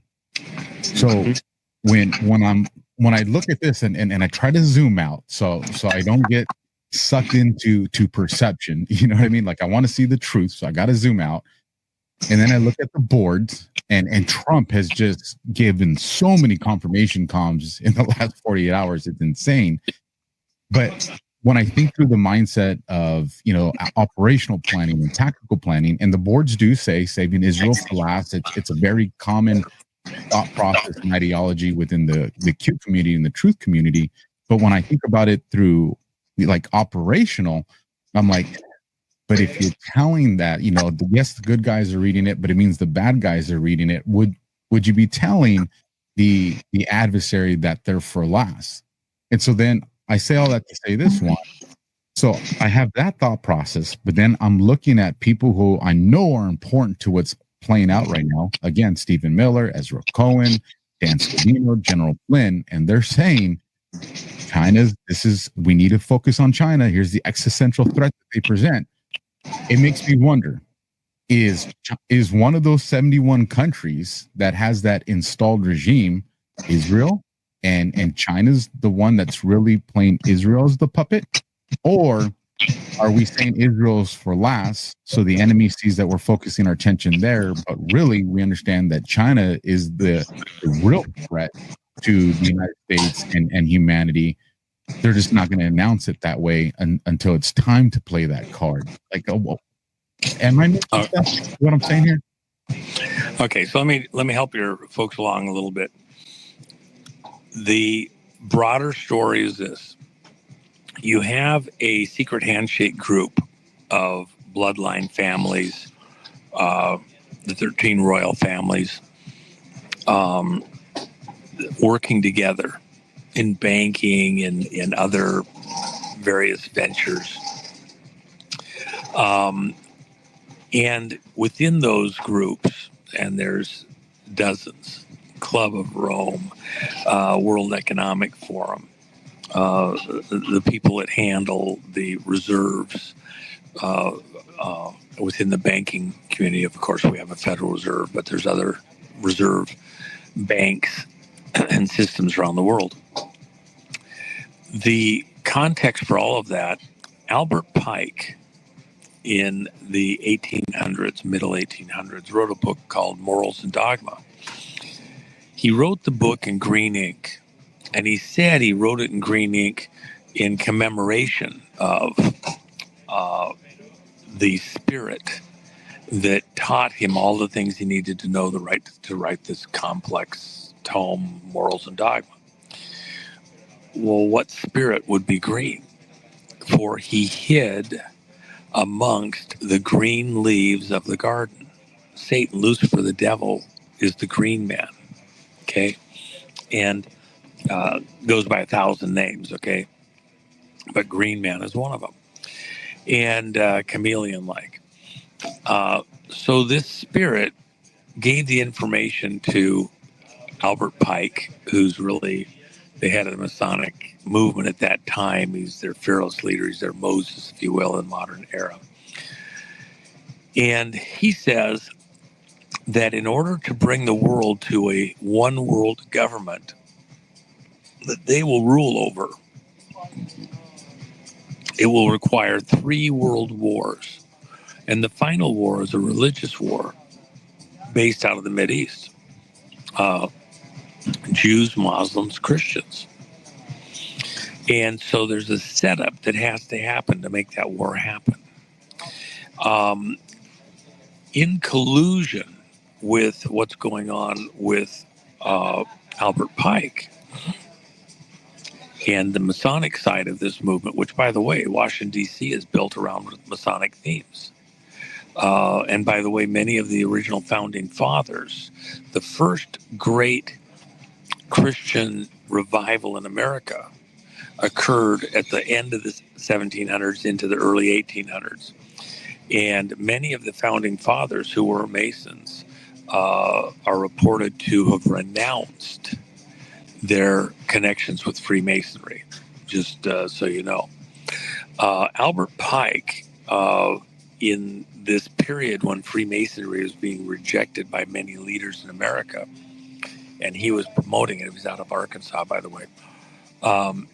In the middle of his book, Morals and Dogma, he says, "Let there be no mistake.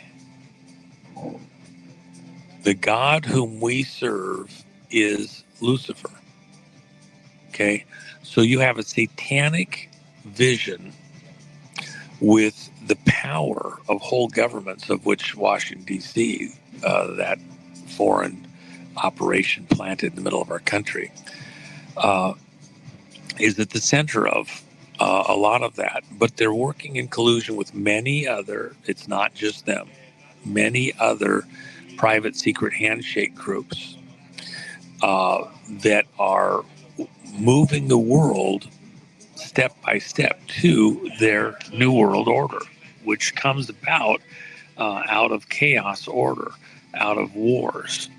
And the greatest war of them all that they need, this third world war that Albert Pike was prophesying in the mid 1800s, that the groundwork was being laid for long past when he would be dead and in the grave, is this religious war in the Mideast. But in his period, in the mid 1800s, there was no state of Israel. And these Luciferians, remember, how was the UN created?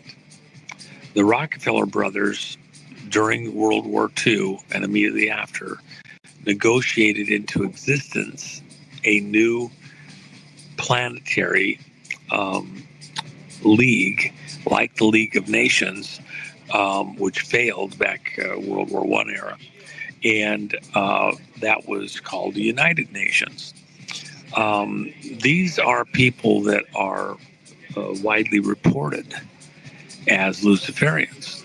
The Lucis Trust financed the building of the UN building here in America.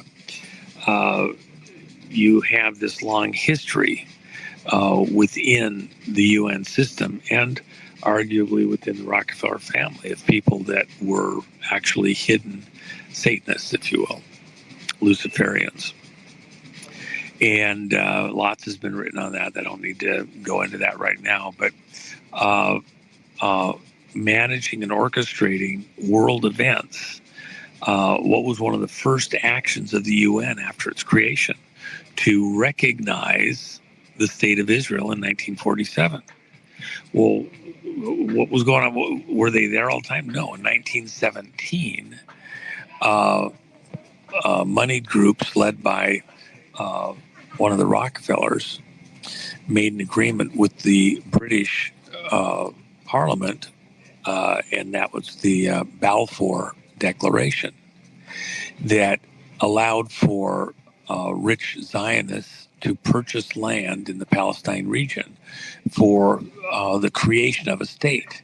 And so they bought all this land and then eventually owned enough that there was an agreement to allow that that land would be able to become a nation, which the UN recognized as one of its very first acts, setting the stage for the conflicts that we see across the region right now. What's Trump doing? We're 120 days into this administration. I believe today, I think today's the 20th. So you broadcast this within a day or two. So January 20th to today, you know what, I take it back 150 days into the administration to June 5th or June 20th, I mean. So we're 5 months into this administration, 150 days approximately. There's a lot yet to happen, but Trump is trying to stop the war in the Ukraine. And in fact, by the way, what do you think? How do you think Zelensky feels? They have the war in Iran. Nobody's paying attention to Ukraine. The fight goes on, but nobody's paying attention. He wants all the attention on him.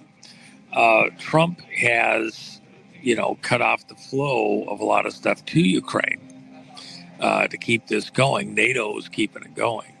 The Brits and French are keeping it going.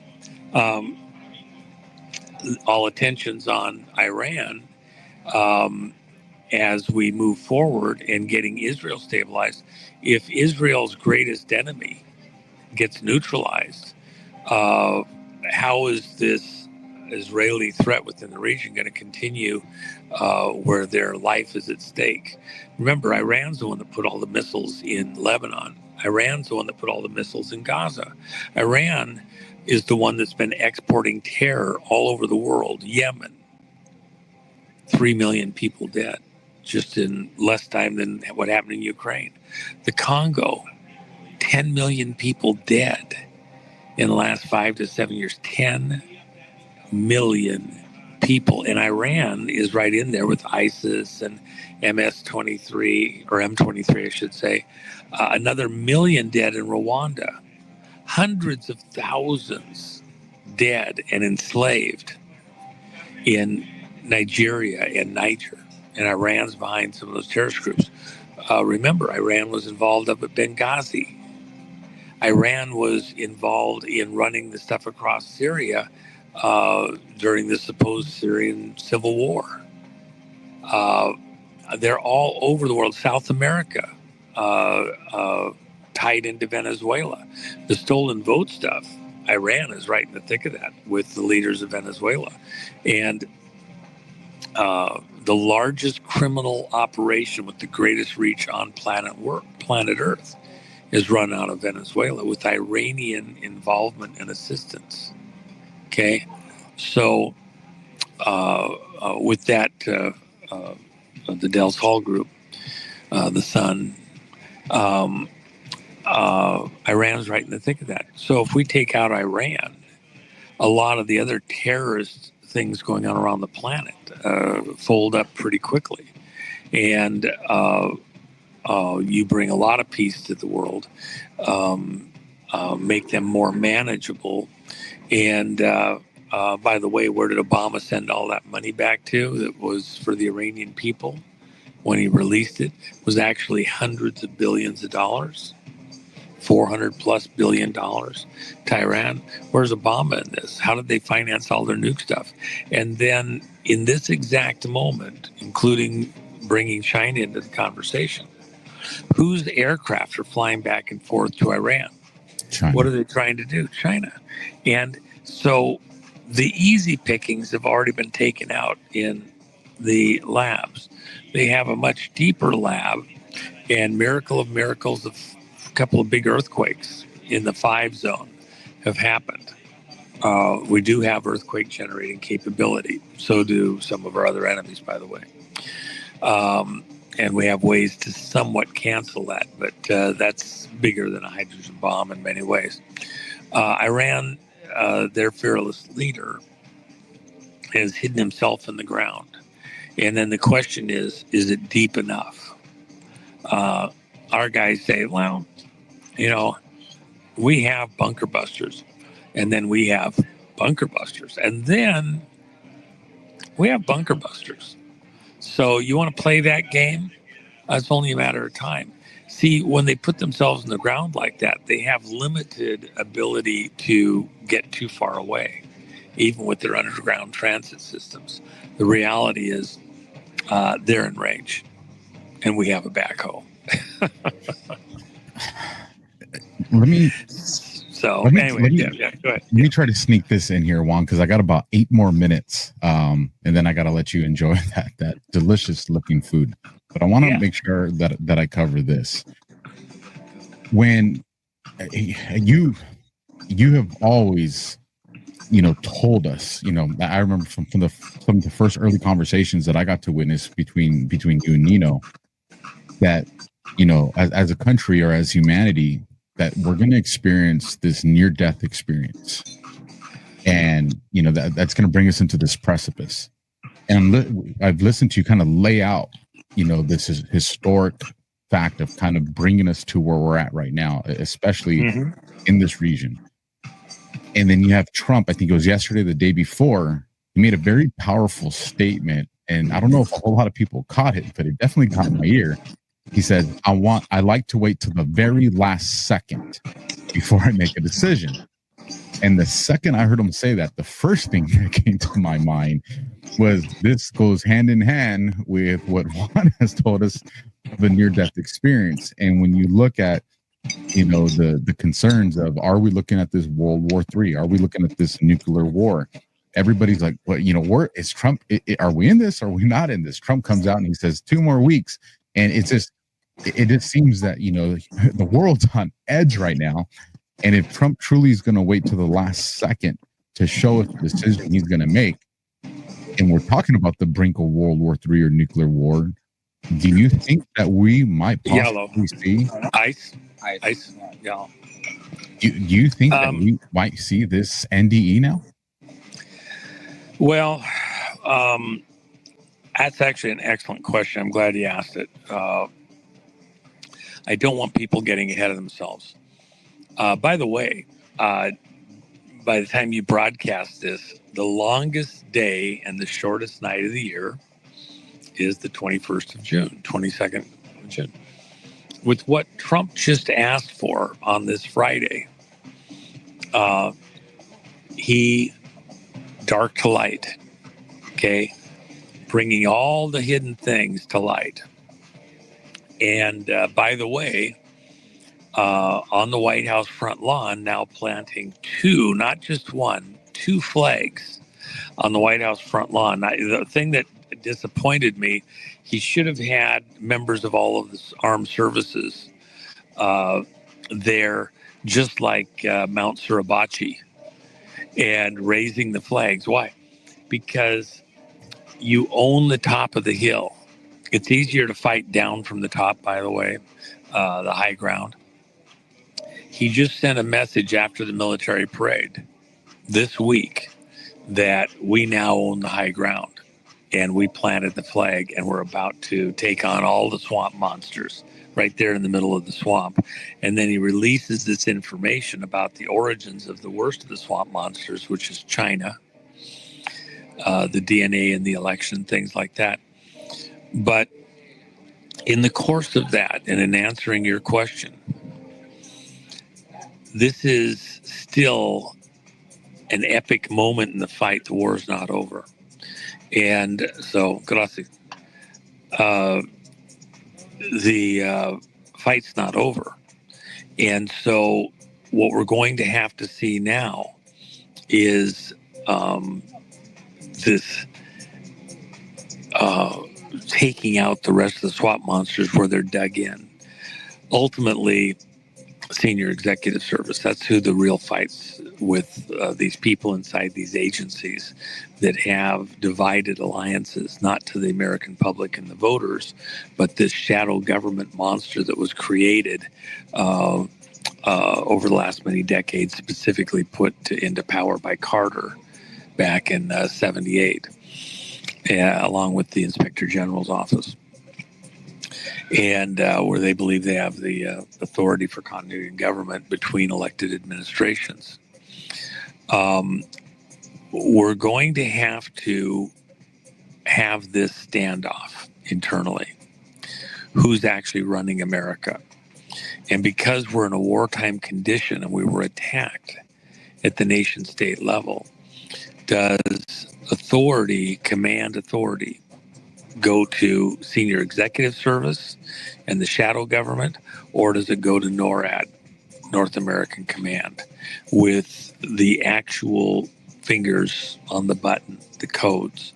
I've done extensive conversations with the American public through various groups like you, persons like your show, talking about the legal aspects of how that power is held and was held back from the Biden administration in this wartime condition. There's certain triggers that Trump put into place on March 13th of 2020 when he declared a national emergency. And it locked certain codes in place, and they could not be changed for communication systems and authorities into certain electronic systems. Caught a lot of people by surprise. If actually attacked, like Hawaii, remember when Hawaii had the missile attack? People's cell phones, basically said bend over, put your head between your knees, kiss your ass goodbye, right?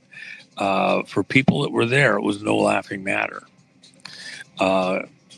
Intercontinental ballistic missile detected, headed for Hawaii, seek shelter, okay?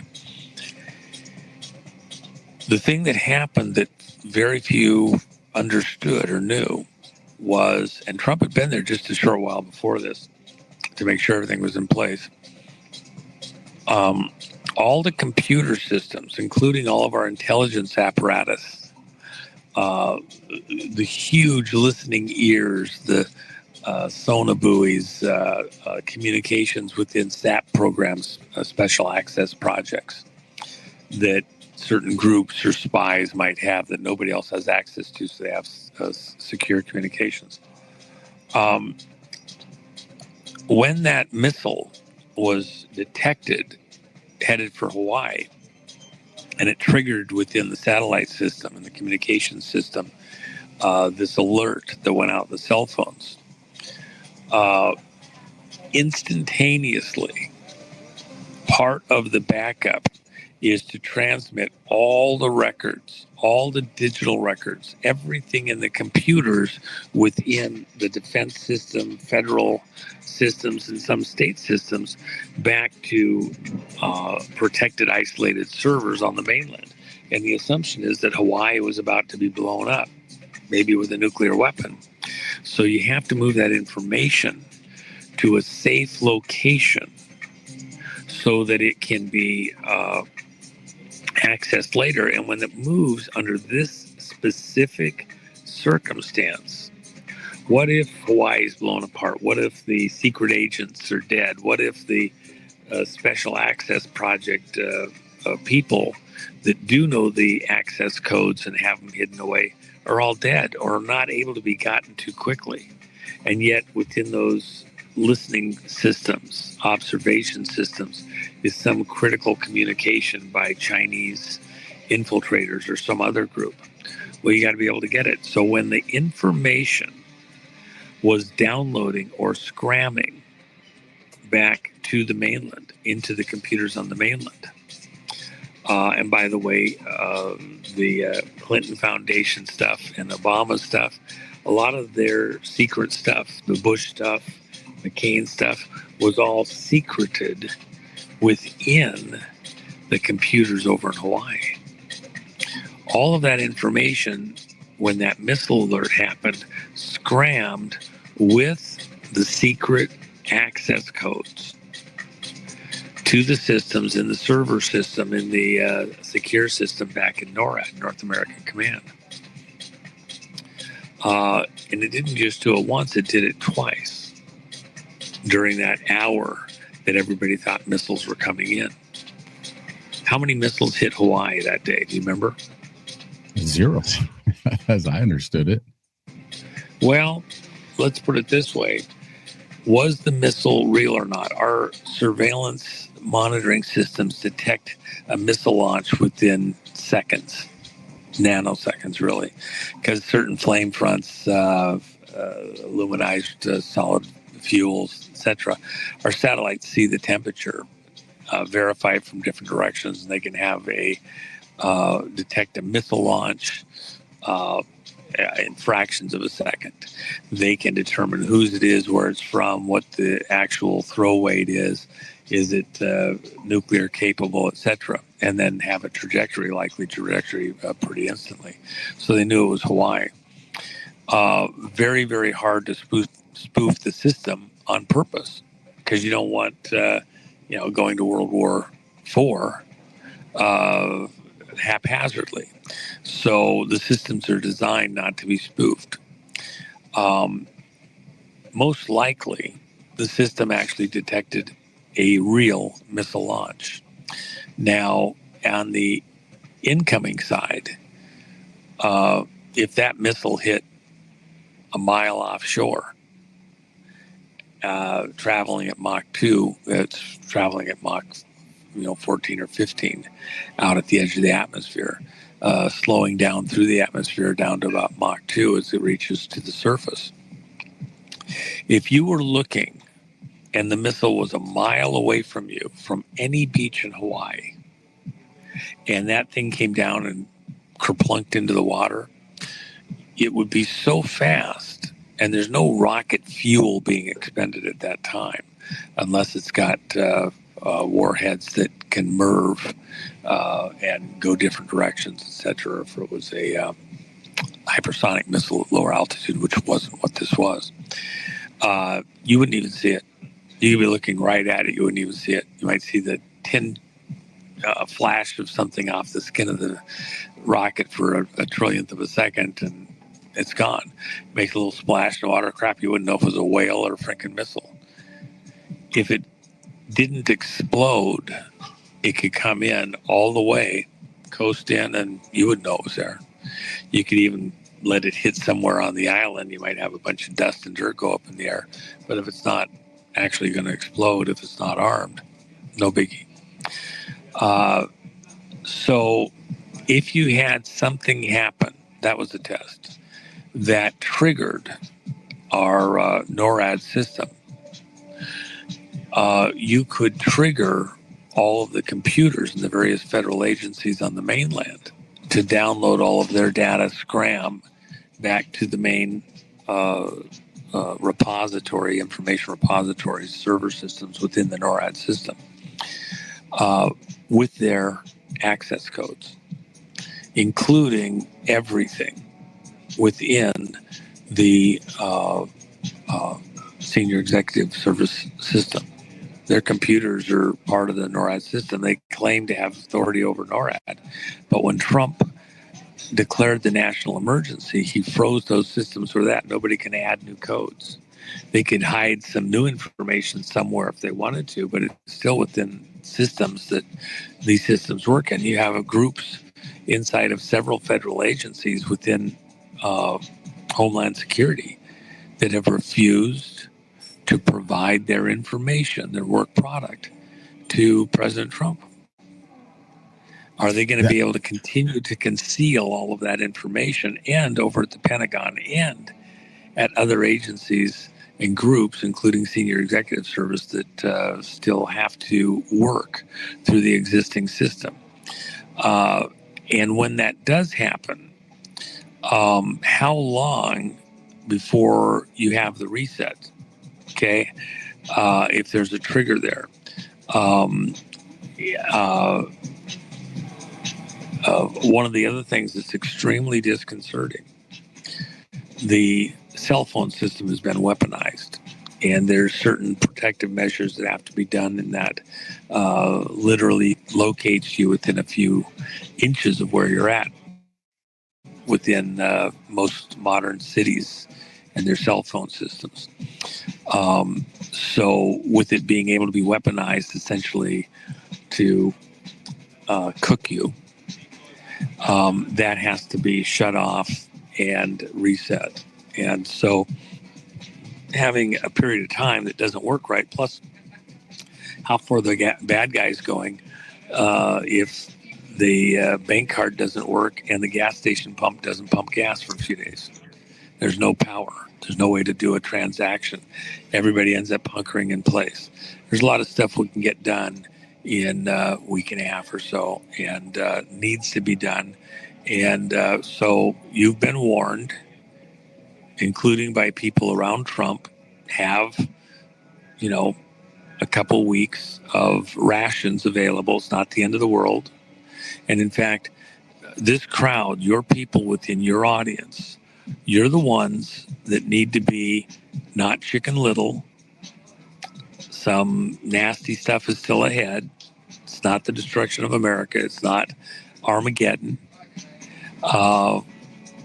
We get through it, but it's not the worst thing in the world when people have invaded, taken over, usurped, stolen authority in America. If we have to have a reset button on the VCR, it's flashing 12, 12, 12, 12. Okay, let's reset it and set the time correctly. And it's not the worst thing in the world. Take a deep breath.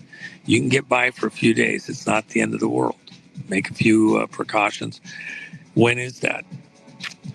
I don't believe it's anytime soon. That's quite a bit further into the game. If it was next spring, it would be pretty soon. But there's a lot that still has to happen to get to that point where we're even ready with everything. Let the diners assemble. Okay, there's a lot at stake here. We got one shot to get it right. And by the way, prayer required. All the best laid plans of mice and men. I guarantee you all the people involved believe that they have this pretty well gamed out, but failure is not an option. Everything's on the line, including their families, their kids, their mother, their wife. Deep breaths. I always enjoy these. It's an amazing thing. Yeah. I was just say I always enjoy these conversations. One, I love how you make it all make sense. And I know that the audience appreciates it. I'm gonna let you go and enjoy that food. Juan, sea bass. No. I know you probably know, but I want to communicate it to you again on behalf of me and my audience. You don't have to be doing what you're doing. You have the ability to be living a much more tamed down, relaxed life. But you're in this fight, for not just our country, for humanity. And just know that you're appreciated very much if you don't hear it enough. Well, let me just say this. This is a team effort. Trump, the people around him, other folks that you mentioned the names of earlier, the people within the coalition, working with very, very, very little real money, but guts and ambition and like that. Even to put something together, like, for example, we have a couple of executive orders, proposed executive orders we put together, absolutely world class. The heart, the spirit, the dedication, the Americana that I get to rub shoulders with is just off the charts. But this is a team effort. See, even with your audience, my hat's off to you with doing a show like this and staying in touch with them, with an audience that's engaging person to person within their own family, neighborhood, work, etc., against the grain. Not for any pay, just because they got heart. That's America, man. That's Americana. Taking on whole nations. And I in a righteous cause to bring peace back to the world and stop the killing for insane reasons, the lust for power and prestige and money and everything else.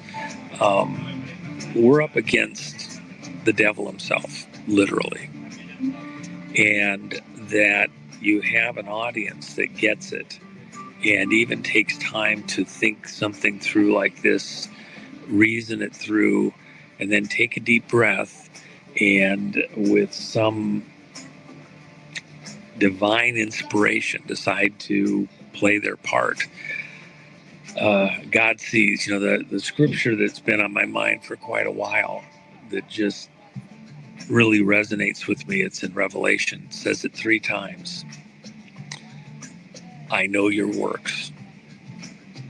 I know your works. That should be both reassuring, comforting, and terrorizing. Okay? Because God knows amazing resources, reach, and they're cowering in the corner, or they're, pulling their chips in and they're hiding out, waiting for all the dust to settle.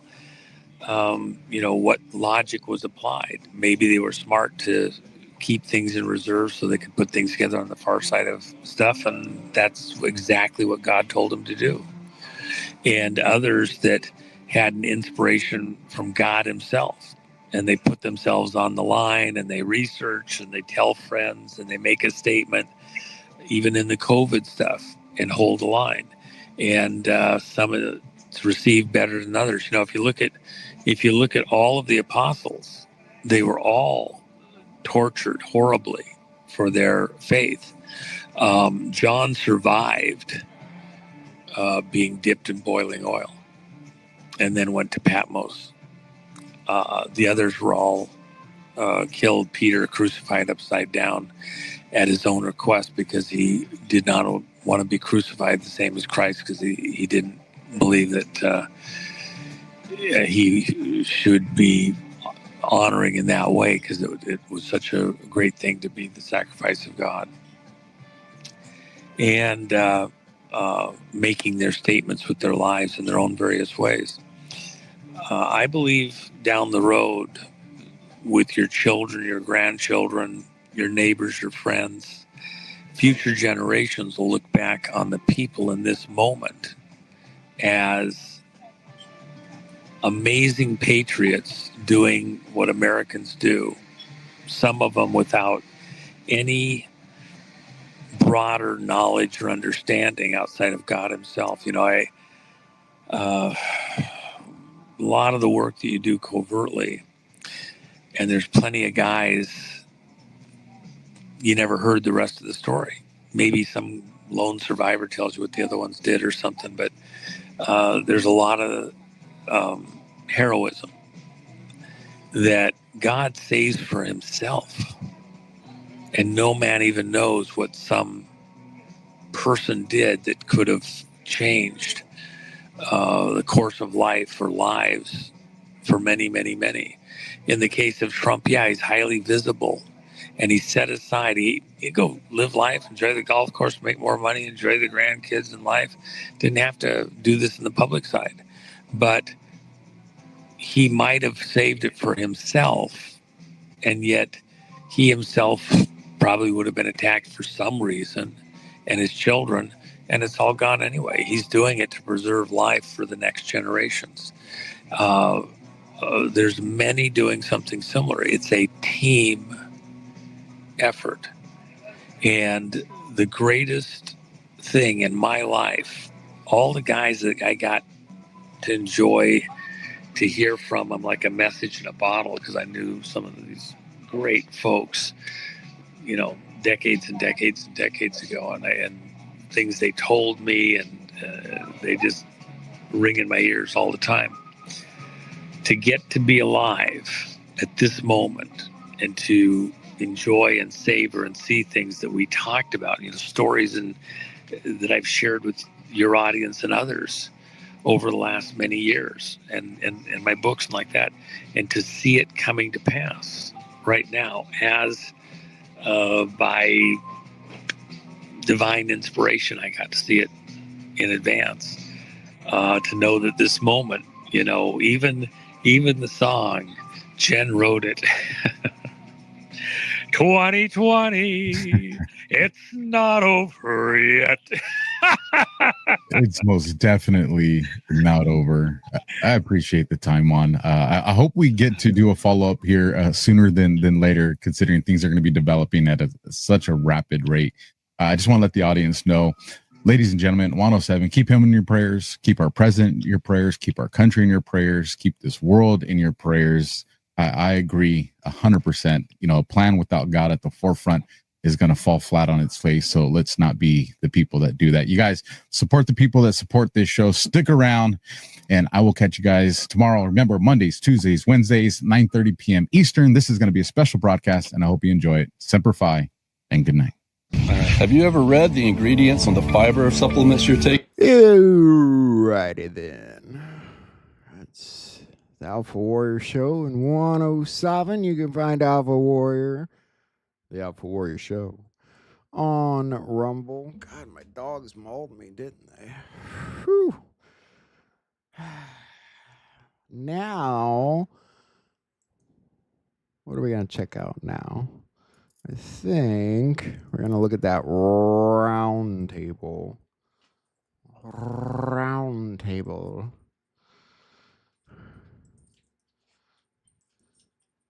Yeah, this looks good. Let's take a look at this.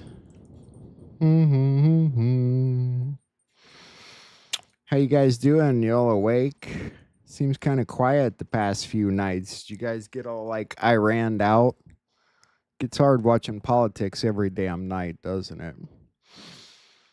Oh, I need a vacation. I could have sworn I heard Juan say something about long Big retailers don't want you to way have this go. zoom lens, but there's nothing they can do to stop it. So there's this new super powerful monocular. How to instantly find and back up every photo and video. No tech skills required. Did you? Round table. I'll stop singing now.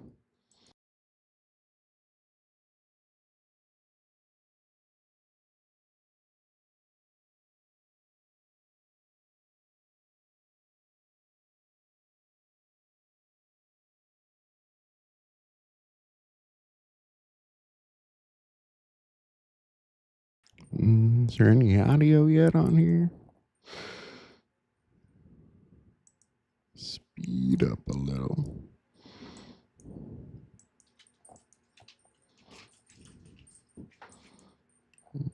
Boom. What'd I do wrong? There we go.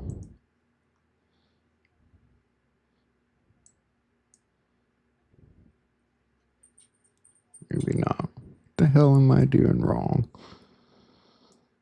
Boom, bada bada bada boom, bada boom.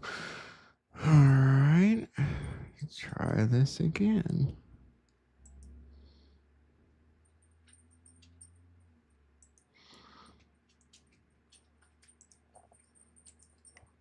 Or we'll put something else on while we're waiting on that to fix itself.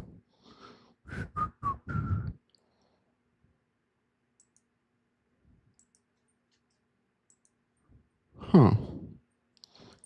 Weird. Well, it did work earlier.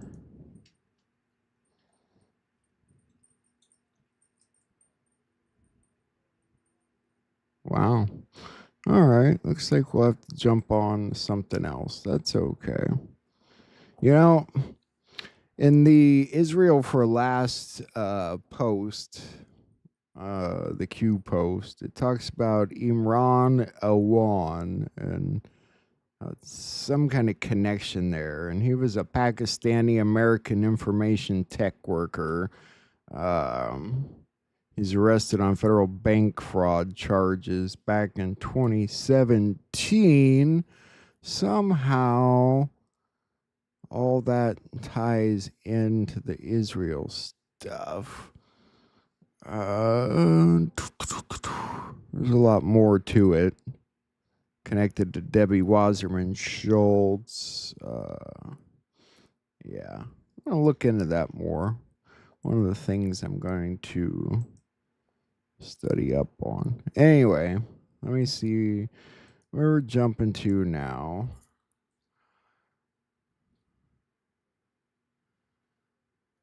I would like to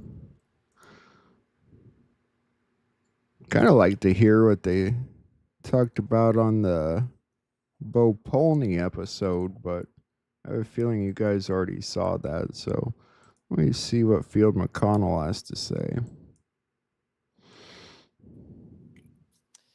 Hello, everybody, and welcome to the Revival of America podcast. This is Jenny. I'm the owner and the host of the Revival of America. Today we have Field McConnell in the house, everybody. So please, if you have a question for Field, feel free to raise your hand, and I will start unmuting your mics at some point in this podcast. Or if you can't ask Field your question because you can't speak, because you might be at work or something, please write your question underneath his logo on the wall.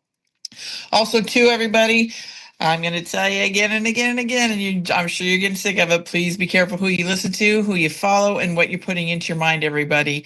Now more than ever, we're seeing the craziness. We're seeing the turn of the tide where we thought somebody we've been following for a long time is giving out good information may not be on the right side with us. So please, everybody, tighten up that circle.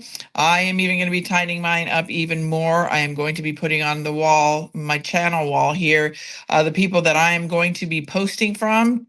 And it's pretty much my guest that I have on, because remember, it's like Alpha Warrior said the other day, consistency is key, and that's everything in life, everybody. If you are following somebody that is consistent in what they have been saying, and they haven't turned the page on you or gone to the other side, then you're on the right track.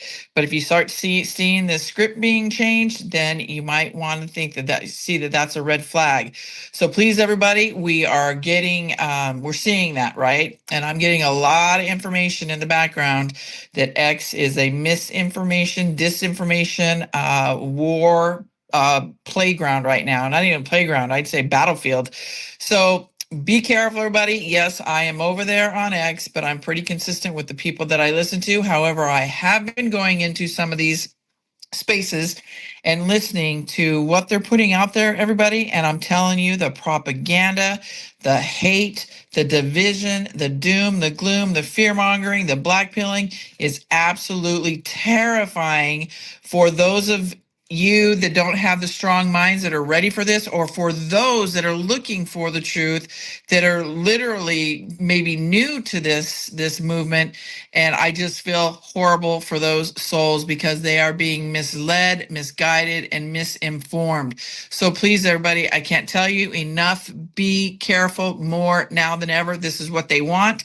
So know in the back of your mind that this is the division, the hate that they're trying to propagate out there. So please be careful, everybody, and watch for my post if you want to maybe pay attention to some of the people that I'm listening to, and obviously my guests and the people that I'm posting from. So because I'm actually kind of finding that some of the people that I may have been listening to myself may not be giving out the information. They're looking at the narrative switch. So the narrative is switching now. Trump's a puppet. All the hate out there that they're propagating about him being a puppet and all this, just other stuff. The hate, right? Don't listen to it, everybody. If I can tell you anybody and anyone to follow, it would be our president, Donald J. Trump. If that is the only person you are following, you are on the right track. So please keep it simple, everybody. Don't confuse yourself. But there are a lot of people out there that are flipping the script, turning the page, because it's whether it's clickbait, whether it's they're getting paid for it, whatever it may be. Be careful, everybody. And I'm sorry I say it all the time, but it's because I care about you. I care about your mind, and because this is a psychological war, everybody, where you're going to go down this path, because it's going to get more intense as these days continue to go on. So I'm not only here to, look out for you guys, but also my guests as well as myself and here in my channel. Also, to everybody, if you get a random text, email, or a DM saying that somebody's claiming to be me, know that it is not me. I will not randomly reach out to you, ask you if you're ready for the scare event, finances, crypto, anything like that. Please, please, please block and report them. Let me know so I can make sure they are not here in my channel. Because again, I'm looking to protect you, my guests, myself, and my channel from these trolls, scammers, and agitators. Also, if you come into the podcast late, or you want to share some of the guests with friends and family because they're looking to maybe try to understand what's going on, we are being listened to, everybody, in over 100 countries. So please feel free to follow the podcast hosts or any of the social medias, because I post the shows on everything. Okay. So the social medias are Jenny Jareed Facebook, at Jenny_Jareed X, at J Jareed Rumble, at J Jareed True Social, at J Jareed Instagram, the Revival of America right here on Telegram, the Revival of America on YouTube, and TikTok is at the official J Jareed. The podcast hosts are iHeartRadio, Spotify, Anchor, Apple, Google, Breaker, Pocket Cast, Podbean, Riverside, and Amazon Music. And also, too, we put them on the website, so you can go to therevivalofamerica.com and watch them over there as well. And then while you're over there at the website, sign up for the newsletter, everybody. It is free. We put out the weekly show lineup with the guests and the times, as well as the updates on the podcast.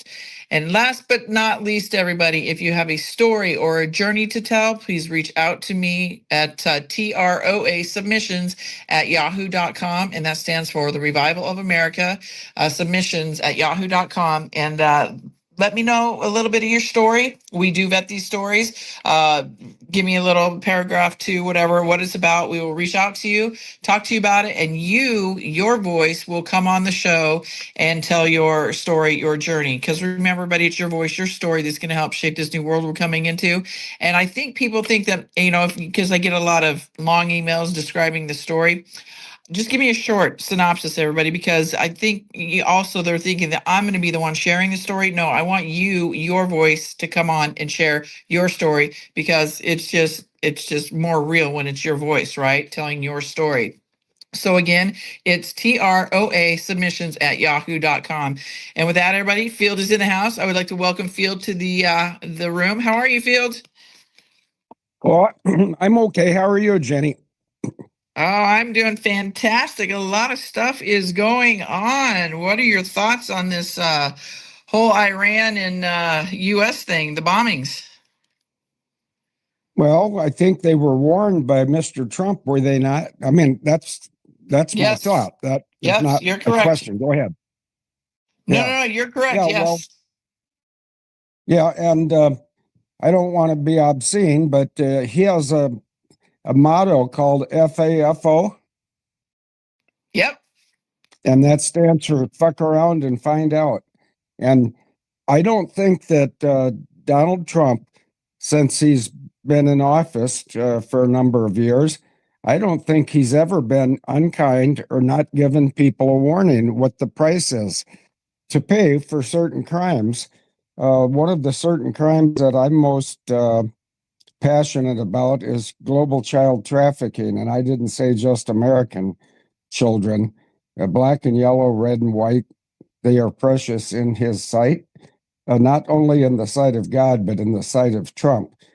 And Melania Trump apparently had a brush with trafficking at one point when she was a model. And, she doesn't have that problem anymore. She's married to the president.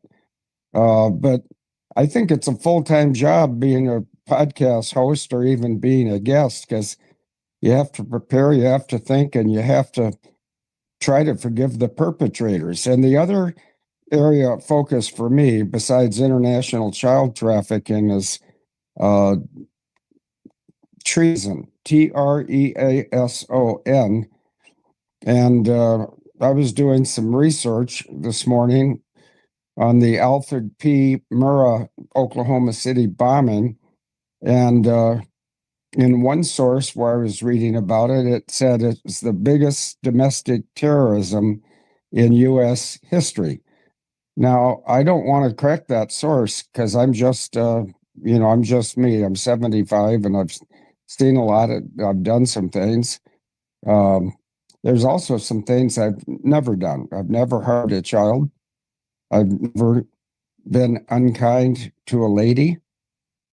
And I just want to set the record straight, and the people in the chat room can vote after that. I mean, there's not going to be a literal vote, but I think the biggest act of domestic terrorism was not the Alfred P. Murrah building in April. I think it was the 19th of April of 1995. I think it was 9/11.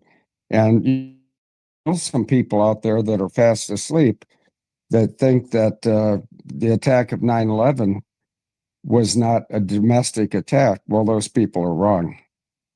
And on my resume, I spent 16 months being disadvantaged by the Justice Department in Florida because Ron DeSantis, governor of Florida, and Tony Evers, the governor of Wisconsin, colluded in violating my constitutional rights.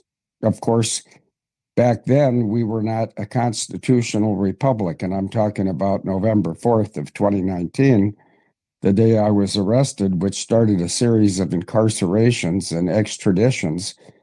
Well, first of all, my knowledge of the domestic terrorism on 9/11 comes from my own sister. My sister called me. I think I've told this many times but I see your chat room's expanding. There's a lot more people today than I've seen last week. My sister was very highly placed at the Department of Justice, and I explained to my sister how she, as at one point in her career, she was she was a lifelong bureaucrat. At one point in her career, she was the director of the U.S. Marshal Service, and they had a little bitty problem. In the state of Hawaii, there's no federal penitentiary. There's federal court, but if the federal court found someone or some group of someone's to be guilty of a felony, they had no place to hold them in Hawaii, so they had to send them by air back to typically California, but somewhere in the domestic U.S. And the airlines changed their policy, and they would no longer let the marshals accompany, one or more prisoners on a flight if they were shackled and handcuffed. And that was sort of understandable. And let me tell you why it's understandable if somebody's not from an airline background. If you have an emergency on the ground or immediately after landing, you got to do an immediate evacuation of the aircraft as expeditiously as possible, hoping that no passengers would trip over each other or plug up the doorway or the overwing exit. And so my sister called me in December of 1988 and told me about that problem. And I said, well, that's no problem. I said, all you have to do is get some obsolete airliners that were no longer efficient enough for the airlines to want to operate. And then you put a black box in, and it's sometimes called the Boeing uninterruptible autopilot. And then, your passengers, this would be a flight going from Hawaii to the mainland with nothing but federal prisoners on board. And even if they stormed the cockpit, they couldn't take control of the airplane because the Boeing uninterruptible autopilot or the Airbus uninterruptible autopilot. In Russia, there's an aircraft manufacturer named Sukhoi, Sukhoi, and the Russians are rather shrewd. The Russians took an on-the-shelf BUAP and stuck it in their brand new Sukhoi regional jets, which made them no longer. Well, the BUAP, what it does is the first thing it does is when it's triggered, it turns off every radio or transmission capable electronic components so they couldn't transmit. It also arms a system, and I always have a hard time remembering the proper name of that, but I'll probably get it here in a minute. It's a system, it's got 3 positions of strength. Position number 1, and it just came to me, air tranquilizing injector. That's a tough one for me to remember. But you can dial a dose, and the dose can be step number 1, which is enough to calm everybody on the aircraft down. Step number 2 is there's enough gas, put colorless, odorless, and tasteless gas introduced to the cabin that's pressurized through the air conditioning system. And step number 2 would put everybody on board the aircraft to sleep. And step number 3 would cause every passenger on the airliner to die. And, I'm the source of, meaning it started with me. I explained this to my sister, who ostensibly was a legitimate politician, if anything like that ever existed before Donald Trump came along. And I could go into a court because now we're a constitutional republic. And I'm looking forward to the 4th of July. I think Trump will be surprising all of us with what he is arranging. But our courts now have to be constitutionally compliant. And so I don't fear walking in any courtroom that's constitutional compliant and telling the truth about how the aircraft were electronically hijacked on 9/11. 4 aircraft, and they were replaced by 4 drones. And the airliners, which include American 11, American 77, my college classmate, Chick Burlingame, was the captain of American 77, and he never surrendered his aircraft to Muslim terrorists. In fact, they would have been dead too, because even a Muslim terrorist, if they put the ATI, air tranquilizing injector, on step number 3, everybody that's not a crew member with supplemental oxygen is going to be dying quickly. So the hogwash that America has been believing since the morning of 9/11 is just that. It's horse manure or cow manure or maybe bull something. It's all false. The attack on 9/11, and I think off the top of my head, there were 2,998, I think, victims that were known and recognized on that day. And of course, we started a couple wars over in the Mideast to punish the Muslims who did not do 9/11. So who did it? Well, for starters, George H.W. Bush and some cutthroats in the deep state government of the United States. One of those was my sister, one of them was Hillary Clinton, and one of them was Janet Reno. And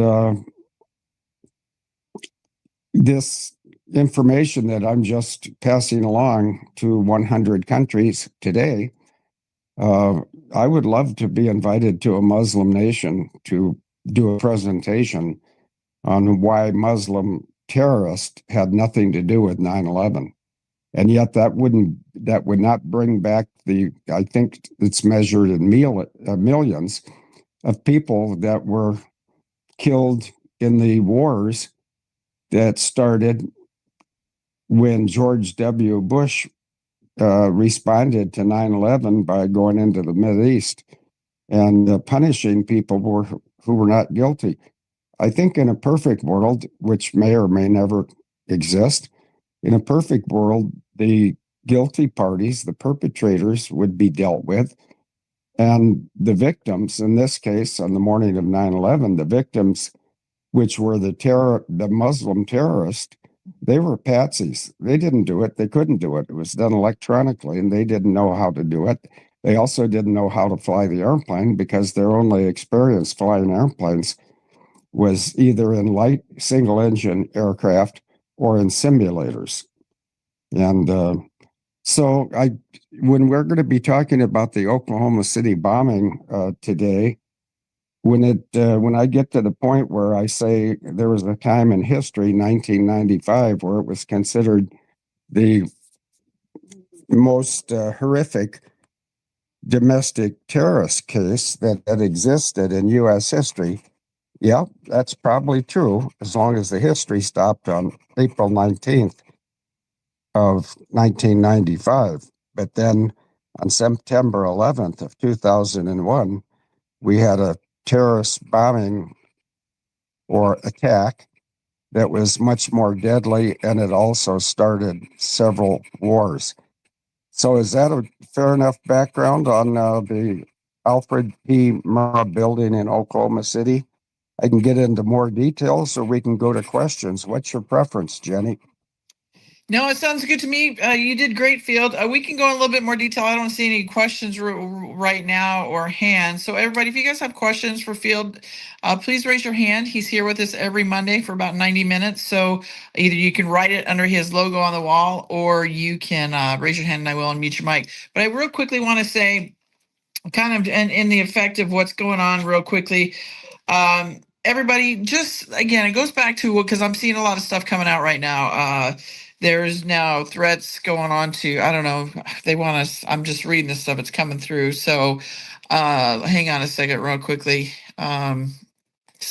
Imminent threat to Iranian attack on a base over there. and Qatar. So everybody, we need to stay on high alert, pay attention, and remember, stay out of the noise. We say that all the time. Trump has been approved a special counsel for the 2020 election. So remember, they have to create wars and all this other BS to get us distracted from what is really going on. So that is huge with the court appointed information regarding the 2020 election. That's big, because once that stuff comes out, everybody's going to realize that it was fake and it's null and void, all that stuff. So pay attention, everybody. Head on a swivel. If you don't have to go too far, I know there's a lot of travel advisories going on right now, but just be careful and feel to the 9/11 point that you're talking about. What we're seeing overseas right now transpiring. Do you feel within here in the United States that this is going to provoke a 9/11 style attack here on the U.S. soil? We know 107 talks a lot about the nuclear scare event, the Cuban Missile Crisis. What are your thoughts on this? Do you think this situation that we're seeing transpire right now over in Iran could catapult that, and we can start seeing that here in the States? Because I'm hearing a lot of these sleeper cells have now been activated. What are your thoughts? Well, first of all, once I was watching TV, and whatever TV channels, they claim they were fair and balanced. TV channels have never been fair and balanced, and they've generally never been right. I mean, they talked about 9/11 as an attack by Muslims, and it wasn't. And I'll go to any constitutional courtroom, and I will argue anyone who thinks they know more about 9/11 than I do, and I don't think there's any cause for fear. That's what's been running the United States of America and the people living in the United States of America for a long, long time. We always have to be afraid of something. As far as the domestic terror, I think there's 17 cities that have a fair population of terrorists from outside the U.S. But if I know it, Donald Trump knows it. And if they start it, Donald Trump will end it. I hope many of your listeners know that in the 17 cities where they think there's the most potential for a terrorist attack, we've already got active duty military. Let me explain that. All 50 states have an Army National Guard or an Air National Guard flying unit, and those people are reservists, or they're called guardsmen, but they can be activated anytime the president, in this case, President Trump, anytime that the president and his military advisors, which are collectively known as white hats, when they see a threat to our nation, they craft a response. And it was probably 6 months ago. This is an open question because I don't know everything, but I've heard a lot of everything. The Air National Guard and the Army National Guard were activated to active duty, and they were positioned at 17 cities around the U.S., and many times they were staying in luxury hotels, which might seem like an unnecessary expense. Well, how come illegal aliens, people that sneak into our country with no paper, how come they were put up in luxury hotels? Doesn't make any sense. So, no, I don't think, that the bad people can plan all they want. But for one of the most recent preparations for potential of harm to Americans' soil or Americans' facilities or American citizens, the U.S. military is way ahead of these people that come in from other countries that just want to do ill will to people randomly. And, I want to go back. I don't want to offend anybody, but I'm quoting President Trump. He has that motto, FAFO. And if people don't take him seriously as the president when he says we will defend our citizens, probably you should listen to him because he's telling you the truth. Now, I live about 60 miles southeast of Minneapolis, and over the last 2 weeks, and keep in mind, I'm retired. I don't have to go to work, but I do work sometimes 18 hours a day trying to sort all this stuff out and be able to broadcast it, especially since for the last couple of years I've been on Jenny Reed's show, which now goes to 100 nations. And so many of the people listening to my voice in those other nations are Muslims. And they probably like the sound of some informed American saying the Muslims had nothing to do with 9/11. And if that seems like a boast, it's not a boast. If it seems like it's hogwash, it's not hogwash. And I commit to going to any constitutional court and arguing this against anybody or any collection of anybody's. Keep in mind, on the morning of 9/11, the sophisticated hardware that allowed the aircraft to be remotely controlled, hence the term Boeing uninterruptible autopilot, that was not produced in a Muslim nation. It was produced, in the case of the American system, it was produced by General Electric, which raises the question, well, why isn't it called the General Electric uninterruptible autopilot? Well, I guess that would be a good question for a Jeffrey Immelt. I'll spell the last name, Immelt,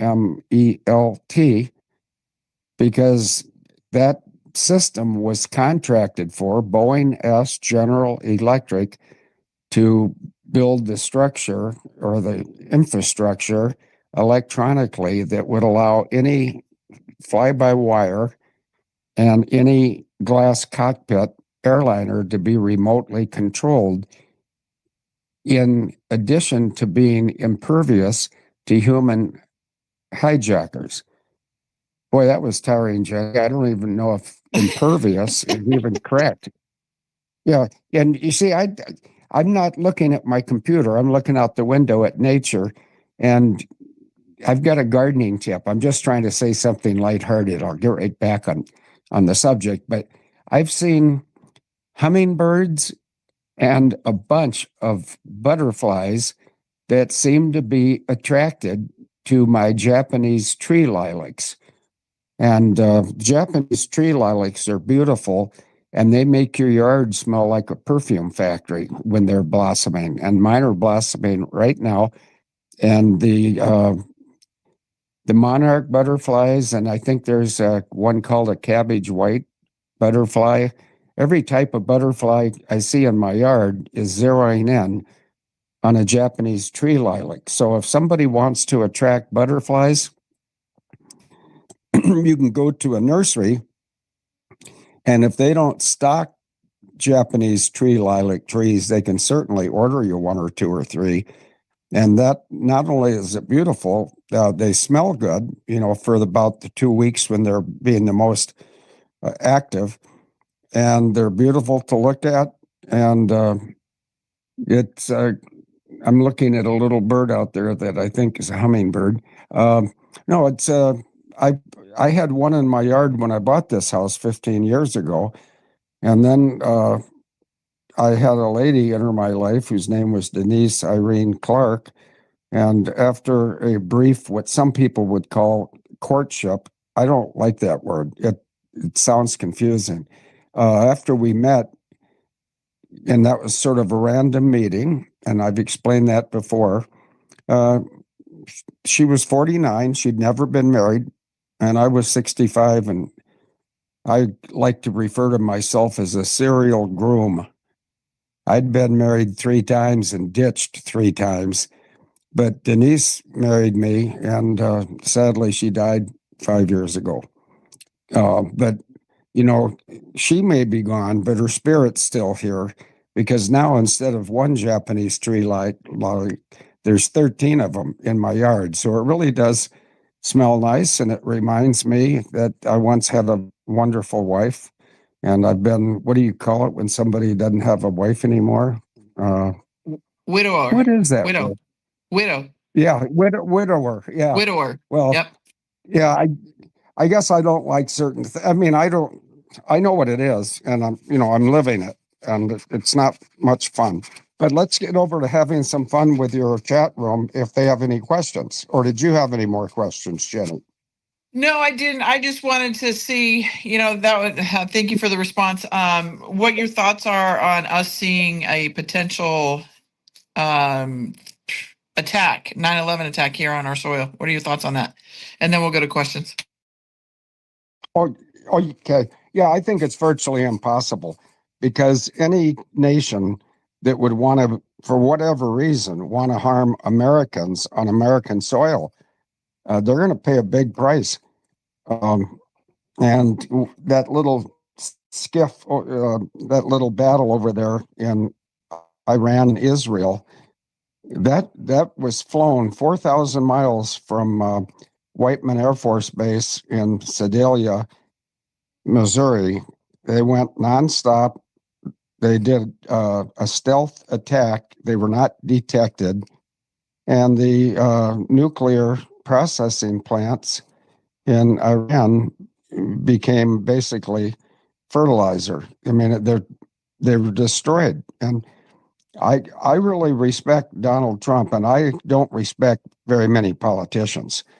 In fact, I gave a lesson to a young man yesterday. I could tell in the first two questions he asked me, I could tell that at age 20, he was very well informed and is quite intelligent. And he said, "Where do you get all this knowledge?" And I said, "Well, you don't get it in public schools or public universities, because they're not allowed to teach it." But I said, "I'm going to write down 3 things on this piece of paper. And then when you get home from this," there was a wedding reception. I said, "When you get home, or if you have a phone on you, you can do it right now. Look up a historical document named the Balfour, Balfour doctrine." And that was sort of the intellectual birthplace of what became Israel. Then take a look at the thing that happened in 1871 here in America. It's called the Organic Act of 1871. And that's, now I just had a little baby deer walk into my yard. That's why it's so peaceful here, because I deal in academic knowledge of these terrible events. And yet I live on 100 acres by myself, and I'm visited all day long by nature. And nature starts with God, with a capital G. But I don't think we're going to be attacked by anybody in an organized fashion. The U.S. military, as I mentioned, they activated all 50 states of the Army and Air National Guard, either to be deployed to the 17 most likely places that would be targeted by idiots. Anybody committing terror is an idiot, and because sometimes the guns will get pointed on you. And I just found out this morning about something called I think it was the Hermitage Massacre. Nope, maybe I'll look it up. I mean, I've got notes, and I'm not speaking from notes right now. But there was a slaughter of 16 people in, I just thought of it. It's funny how mind can stop and then go again. Yeah, it was Hungerford, Hungerford, a man that apparently had some type of a mental problem, attacked and killed 16 people, including his own mother and himself. Well, why don't you just save the other 15 people and just shoot yourself? Because if you're a hazard to the safety of the public, then you shouldn't be welcome walking the streets of any city in any country. That's just my conservative viewpoint. But I'm really ready to change gears whenever you are, Jenny, if we have some questions coming. All right, let's go for it. All right, everybody, I've unmuted a few hands. So if you have a question for Field, please feel free to raise your hand and I will unmute your mic. Also, too, if you cannot speak here, go ahead and write your question under the logo. It says Field McConnell on the wall and I will read it to him. So, okay, I have Mary G. Your mic is unmuted. Go ahead and ask Field your question. Hi, Field. Hi, Jenny. Thanks for letting me speak. Hello. I've got a question for Field. Now, Q, right? We know about Q, the military and President Trump. There's not very many that know, right? And the 17 cities that you're talking about, there are some satanic sites. Am I right on that? That are going to be either destroyed, and it may look like war. Am I right in that, or am I totally off base? And I think, I don't know for a fact, but our military would be in plain clothes, right? Are they? Am I right in saying that all over these places, and you wouldn't know it if you saw one? Yeah. Am I right on that? Yeah, I think, I've never heard this before from anybody, but if I were a PhD in logic, I think I'd award you 3 PhDs, because I was keeping up with you when you were telling me stuff that I wasn't aware of, and it seems perfectly logical to me. And there was a song in 1936 by a singer named Helen Turner, and whoever that clarinet player was, he was very good. But it's called "You Turn the Tables on Me." And see, Donald Trump is a master of turning the tables on evil.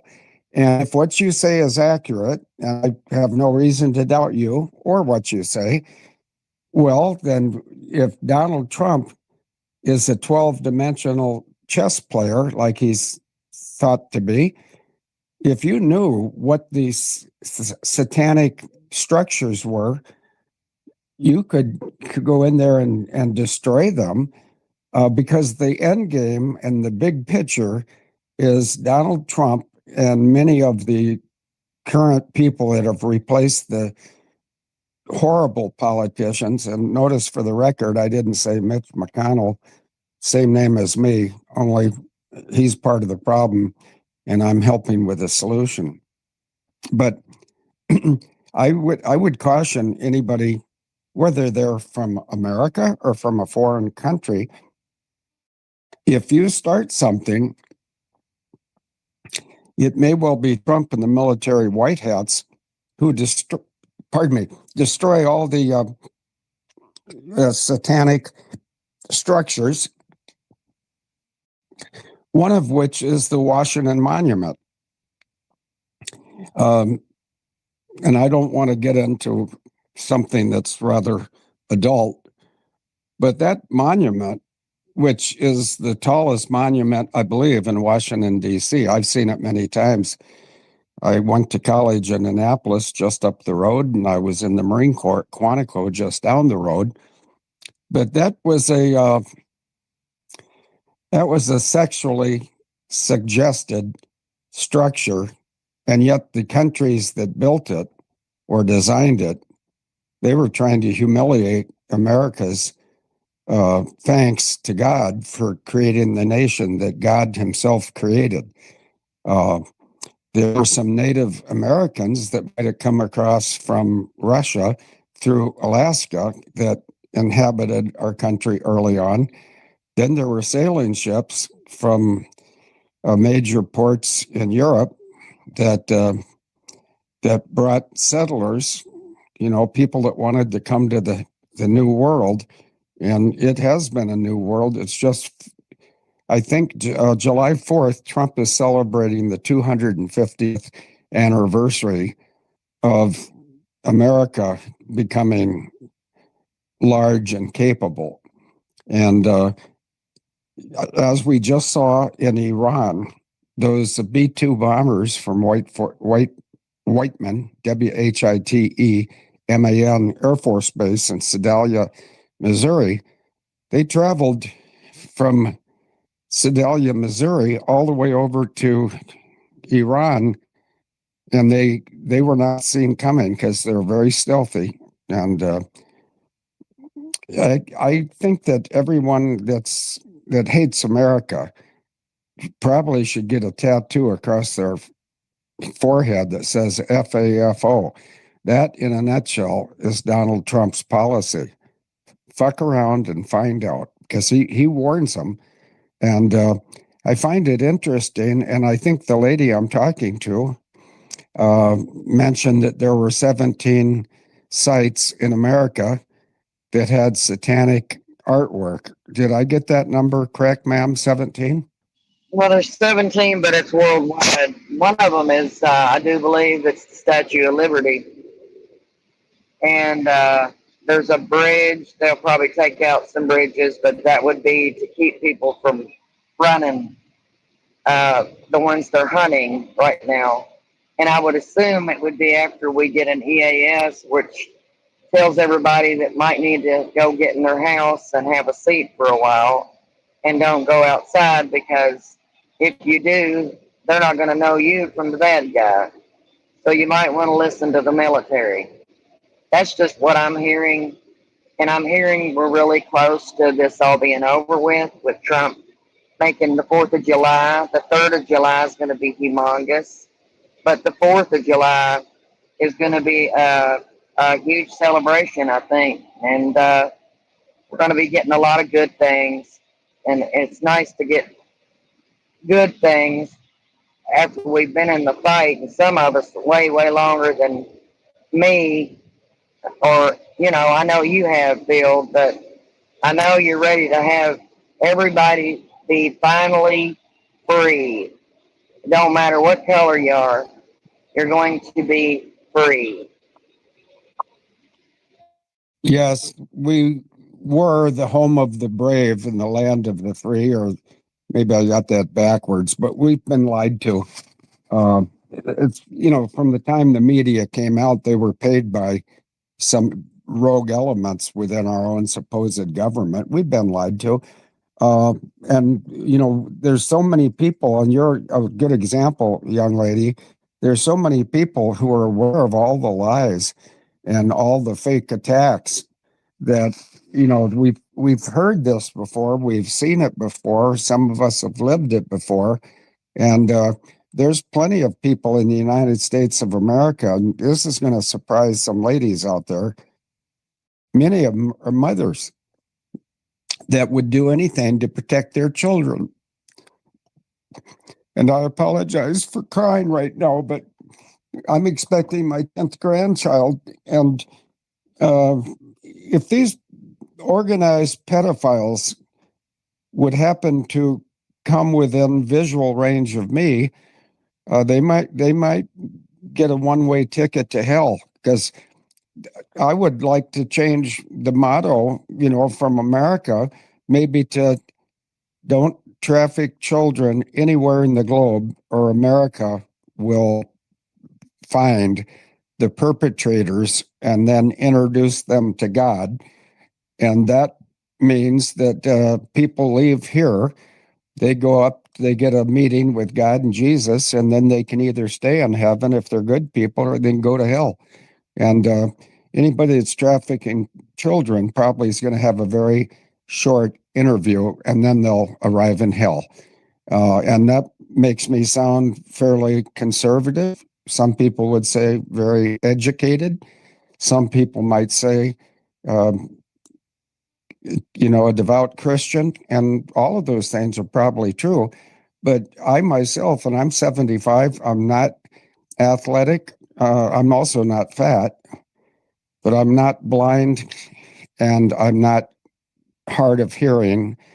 And if I were to hear a child scream and then a mother to scream, I would turn to the source of the screams, and I would go over there and end the suffering and maybe help the perpetrators find out Well, find out what Trump says. Fuck around and find out. Leave our children alone. Leave the children of every nation, red and yellow, black and white. They're precious in his sight. And don't harm children. Let them grow up. And the mothers, if you look at nature, it's the mother bears that will go attack a human if the human gets into a threatening range of her cub or cubs. And if animals can protect their children, wouldn't it be nice if mothers could convince their husbands to figure out how best to protect their children? And I'm very happy to say on Jenny's show that I'm happy and sad both, but 5 years ago, my then wife Denise and I started a group called the Children's Crusade. And she died of natural causes, so don't anybody fall into the trap of thinking somebody wanted her dead. No, I wanted her alive. But I was falsely accused, and I was never proven guilty of a crime, and yet I was detained for 16 months, and I was released about 10 days after Denise died. And so I take this stuff very seriously. And Donald Trump knows my name. What do I mean by that? He apparently likes the way I operate when it comes to protecting children worldwide. And the Children's Crusade, when it comes back, the first meeting is going to be in Dallas. And there's 4 or 5 ladies that have indicated an interest in helping me with the leadership of the Children's Crusade. And the reason I had not been active, for the last 5 years is because my wife had died. And how does a man that's not married stand up in a crowd of 500 or 1,000 people and say that he's passionate about the protection of children? Yeah, okay, a lot of people, if any of you listening in America knew how many of our politicians were involved in child trafficking, you probably would want to vomit or punish the perpetrators. And I'm on that team. If I find out about child trafficking, I don't sit there quietly. I expose it. And how do I expose it? I expose it on podcast. If there's any others as good as Jenny, I haven't found them.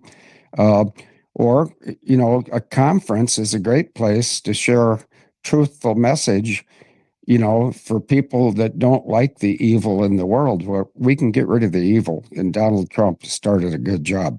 So, yes. Close to answer? Yes, you did, and thank you so much, Phil, for your service. I know that my mayor is a pedophile. He is a registered sex offender. Our mayor, and nobody voted against him. And if you've done something to children, most of them got records. They're going to know. And our phones and our computers are pretty dangerous too, especially for a pedophile. Because since Melania's Trump's Take It Down Act, there's been 3 people where I worked at arrested for that, child porn. So they're not playing. Yeah. And thank you so much for your service, Field. I appreciate it. And Jenny, bless your heart. Thank you for everything you do. Thank you, Mary. Thank you for being here, my friend. Thanks, Mary. God bless you. All right, sir, go out. You're next. Go ahead. Hey, y'all. Hello. I'll try to be a little briefer this time. I'm sorry it took so much time last time, and thank y'all so much for everything you do, especially Jenny. What you do, getting Phil's message out, and Phil's message is just so important that the world needs to hear what I've heard since the day MH370 happened. And one of the things that kind of came to mind while you were talking is that, are we expecting a 9/11 style event? I mean, my thought is the closest thing would be when it comes to emotional response, maybe a financial type deal. But Field has always said that the truth about 9/11 would come from outside of the United States. And what I feel like is that we're we're setting up the table for that to happen right now. Well, I hope you're right, and I think you're right, and I think we are have happier days ahead. But when there's a battle, and the battle that we're witnessing right now is the battle of good versus evil. And I'm not trying to sound like a poster boy for Donald Trump and his wife Melania, but I'm 75. I've never seen a more committed president. And I've been paying attention since I was in later high school. And in fact, I went to the same high school, Punahou School in Honolulu, Hawaii, that Barack H. Obama, who there is no Barack H. Obama, his name's Barry Soetoro, and his wife has a kickstand, and his name is Michael Levon Robinson. How can these powerful people be so stupid? I mean, I don't know how they can be stupid, but I would lay a lot of it at the feet of public education. And when I say that, and I didn't get to this third reading assignment, if people interested in my thoughts, historically speaking, back to 1892, in 1892, there was a meeting in Omaha, Nebraska, where a bunch of powerful people from Europe came over and they tried to lay out a plan for how they could control America and America's wealth in resources, in people, and in money. And one of their first tenets of the Bankers' Manifesto of 1892 was poor public education. I mean, I wasn't even alive in 1892. I didn't write it, but I could lecture on it. They wanted to destroy our faith in God. They wanted to give us poor education. I think there's two more elements. But, you know, I don't know if there's anybody within the sound of my voice that went to a public high school or a public college, and those institutions taught about the Bankers' Manifesto of 1892 or the Organic Act of 1871 or the Balfour Treaty that was back in the 1700s. Yeah, there's been a lot of people working very hard to prevent America from rising to where it is today under Donald John Trump. And so I was sort of long-winded there. Did I answer your question, or did I help you at all, sir? Yes, sir. That was exactly what I was thinking. One of the things I was noticed too is on the day that Donald Trump raised the new flag, that he'd also put a bust of Winston Churchill in the Oval Office. And I can't help but think between that and the talks that, or the talk that's going around that apparently Donald Trump and Prince William seem to get along pretty well. Do you think that Donald Trump has taken control of Serco? Was that the message? Well, you know, you're just like that lady she had really intuitive instincts about a topic about 20 minutes ago. Well, do you know the relationship? But wait a minute, is your call sign or is your fake name Serco Al? Yes, sir. Well, you're doing a good job, because I think if Donald Trump, and now I'm getting out of my office chair, I'm gonna go sit in something comfortable because I'm really thinking hard, and I'm thinking hard because you've just touched on something that makes perfect sense to people that know things about Serco. Number one is there's a YouTube called Serco, the largest company you never heard of. Of course, they're never heard of because they do evil stuff. They want to take over the United States. And sometimes I get colorful with my language, and I do it on purpose, and I always regret doing it. But somebody's got to take down Serco, and it makes perfect sense. If Trump and Prince William are looking like they get along, Well, that's an example of how Trump plays 12-dimensional chess. Prince William, you might know the answer to this more than I would. Prince William is either the principal stockholder in Serco or the only stockholder in Serco. And on the morning of MH370, and that would have been, let me just think of when that was, 2004, I think. Anyway, it was March 9th of 2004, I think. Is that right, Al? Do you know? I was thinking it was later than that, 14 maybe. Oh, what did I say? 2004? Yes, sir. 2014, right? Yeah. Is it correct? Yeah, it was March 9th of 2014. You corrected me well. Thank you. But do you know where Prince William is? Where he was on the morning of March 9th of 2014? Well, from your reporting, he was in the Maldives, right? Yes, and MH370 did a low pass over the Maldives. And I think that was a very significant hint to Serco. You're not going to kill people in airplanes anymore. And that, see, Serco, I think, originally hijacked MH370 at a oceanic waypoint called BITOD, B-I-T-O-D. And then Serco didn't know enough to know that there was a back door to the Boeing uninterruptible autopilot.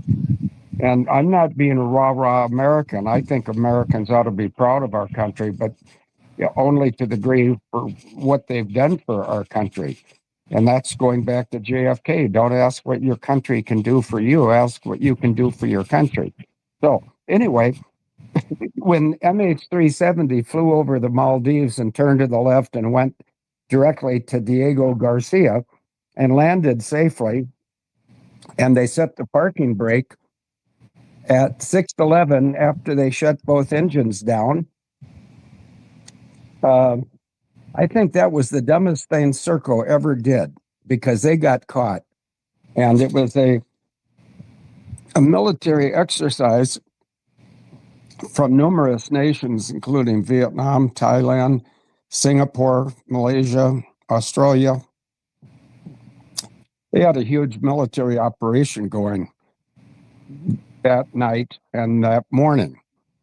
And I think that is the point where Serco exposed themselves, because why would Prince William be in the Maldives? Oh, he wanted to hang around and be close to the aircraft MH370 when it would be ditched in the South Indian Ocean. Yeah, not so fast, Prince Willie. Serco is not going to destroy my country, and I'm speaking as Field McConnell American, but I like people of every country, and I like good people of every country, and I'm a threat to bad people of every country. And what I mean by that, if you're trafficking children, like 800,000 a year, a couple of years ago, somebody's going to find out, and then you're going to be exposed. And it goes right back to a scripture in the Bible, Ephesians 5:11, have nothing to do with the evil deeds of darkness, but rather expose them. Over to you, sir. Thank you. Yeah, I think those exercises you were talking about, if I remember, you the ones that reported on it, it was called Cope Tiger and Cobra Gold. Was that correct out there? Yes, I do. You're quite a student of this, aren't you? Sir, I was a full-on student of yours when this was going on since MH370. So, because you were the only one I found that was actually telling the truth. So, yeah, thank you for that compliment. But there's a guy out there, and I'll try to think of his name, but he claims to be the expert on MH370. Yeah, and then Forbes. He goes on. Who? Forbes. Mr. Yes. Forbes. What's his first name? It starts with an A, doesn't it? I don't remember. The last Ashton. name gave it away. Ashton. Yeah. Field Ashton. Forbes Thank gave you. it away to me. I mean, doesn't have to. anyway, go ahead. No, I'm just impressed with your knowledge level because, see, now this is going to sound like I'm bragging. I'm not bragging. On the morning of MH370, which it arrived at Diego Garcia and set the parking brake at 6:11, I put out a YouTube before noon on the 9th of March of 2014. And the nature of the YouTube, it was titled The Boeing Uninterruptible Autopilot. And so within hours of them setting the parking brake on Diego Garcia in a hangar that could be satellites or manned aircraft could not see what was in the hangar. What was in the hangar was MH370. And when no flight attendant showed up to door 1L, which stands for forwardmost door on the left side of the aircraft, the people that were standing by at the bottom of the stairs were surprised that no flight attendant was giving the signal to open the door. And that's by putting his or her right thumb up in the little circular plexiglass window. So they went up and let themselves in, and they found 239 dead people. So, Circle, I think you got a lot of explaining to do. And I'm glad that Donald Trump is talking to Prince William, because Donald Trump seems to negotiate. And I think he wrote a book called The Art of the Deal. But when he negotiates with China or anything to do with England now, Trump has been quoted as saying he'd like to liberate the United Kingdom. And I think what he means, this is an I think, not I know. I think what he must mean is he'd like to liberate them from the stranglehold of the royals. And Prince William thinks he's a royal. I don't think he's a royal. I think his father was King Juan Carlos of Spain, and his mother was Princess Diana. And there's more to that story, but I think I've covered that enough. So I'll go on. Jenny, is this fellow done, or do you want to ask him some more questions? Yeah, no, I've got some other hands I need to move on to. So thank you, Circo. Appreciate you being here. Just one more thing. I wanted to clarify on Flag Day. On Flag Day, they had Winston Churchill's bust in the Oval Office, and why that matters is because it's Winston Churchill's grandsons that are head of Serco. So I just wanted to point that out so people could understand why that mattered. Thank you, Serco. Okay, thank you very much. Thank you. All right. Miss Cowell, go ahead. Your mic is unmuted. Good day. Getting back to you talking about the Washington Monument, isn't that same symbol standing in front of the Vatican? That I don't know, but somebody in the chat room does. Jenny, do you think anybody that knows the answer to that question could raise their hand? Maybe we can get an answer for the lady. I simply don't know, but nothing would surprise me, because there's the cliche from long ago, all roads lead to Rome. I don't want to offend any Catholic people, but child trafficking to a large degree has been controlled for a long time by the Jesuits. That's Jesuits. That's a branch of the Vatican. And see, the Jesuits, I'll use my own words here, I think they're evil. That's why they wear red shoes. And the red shoes indicate or suggest the blood of children. Over to you, Jenny, or whoever's in charge. Well, I think you're right, and I believe that. I don't know if you know the answer to this. I'm just going to ask your opinion. This new pope that is supposedly sitting here right now, I'm not really sure if he's really the real deal. And I'm just wondering, going forward, is there really going to be a pope going forward, or is this the end of it? Let's hope it's the end of it, but you obviously have a lot of knowledge about the Vatican and the Jesuits and, the images. But I have a contact that actually it's three ladies. I call them church ladies. They were in my house about 2 months ago. And one of the ladies was from the Chicago area and was well acquainted, not personally, but she was very much aware of the history of that guy that became the first American Pope. And it was to me that and when it comes to Trump being a master chess player, that would be another negotiation that he wins, because if the United States or some element of our government or our white hats would sink their teeth into the background of that guy, he might be removed as the Pope. And that would be very significant if the the country I live in, the United States of America, if they could expose a pedophile, whatever you call them, it's one step below going to the, it's anyway, the head of I guess it'd be the Chicago diocese. Yeah, if you have a guy in power in the Catholic Church and it's proven he has a past as a pedophile, well, that should end his career right there. And of course, depending on if it's true, when it occurred, if it occurred since Donald Trump has said that the penalty for trafficking children is going to be death, he might not be long for the world. And then, I'm talking about the American Pope right now. And then he would have an opportunity to plead his case to God and Jesus and see if he could stay in heaven or if he would be going to the smoking section, as we airline people like to say. Of course, that was long ago when you could smoke on the airplanes. But this is, I think I learn more than I teach when I come on Jenny's show. And I would just give Jenny a compliment, and it's heartfelt, that I think that you attract some pretty good people into your chat room. And we haven't, I don't think there's been a single case so far today of your chat room being very knowledgeable and willing to communicate. Over to you, Jenny. Thank you, Field. Thank you, Cal.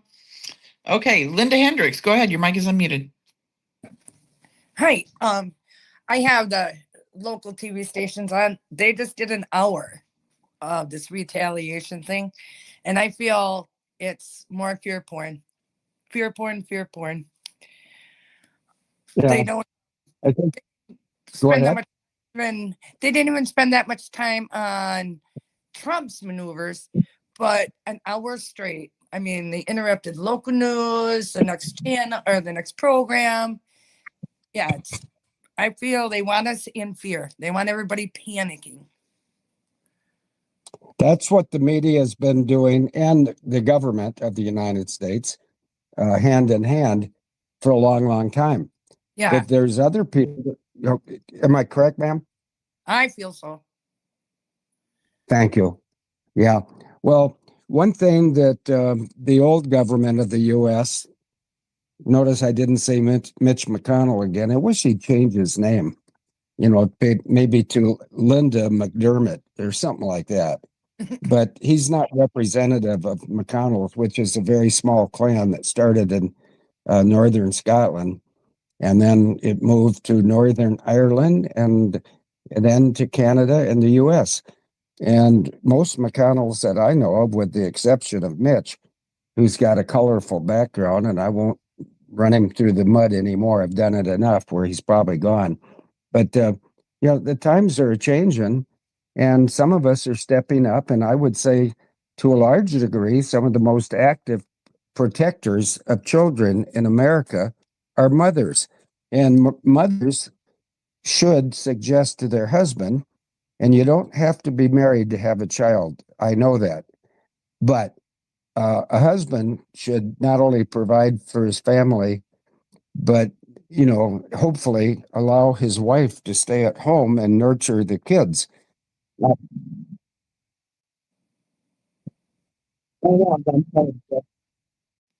we lost you, Field. You're muffled. Yep. I'm back, Jenny. Hi, I hear you. It's loud and clear. Yeah, that was an incoming call from somebody the the lady that's sort of a medical caregiver to me. Her name's Heidi. So I'll have to go to that call when I'm done with you, or you're done with me.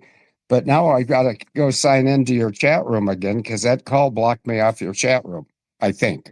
Oh, no. You're in here. You're here. We hear you. We hear you. Yes. Okay. Well, I can see me now. Okay. That's good. not a pretty sight. Anyway. Yeah. Do we have some more questions, do you think? Yes, we do. Thank you, Linda. All right. Miss Bobby, go ahead. Your mic is unmuted. Can you hear me? Yes, ma'am. All right. Well, I just wanted to thank Field McConnell. I've wanted to speak to you for years. Way back when, 2015 or so, I ran across Tim Homestead, and he led me to you. And I listened and I listened and I held to every word. You taught me so much. I've always questioned everything. When I was in 6th grade, I went home from school that day and told my mom and dad, I don't understand how JFK got shot. That's not what had happened. And something went on in the grassy knoll. Well, that wasn't it, but I was on to something and I questioned everything. And then I found you. You taught me so much. And then when 9/11 happened, I was sitting in the classroom with a room full of kids, and I'm going, look at that. That building could not fall down like that. And I talked to other teachers, and they said, Bobby, what are you thinking?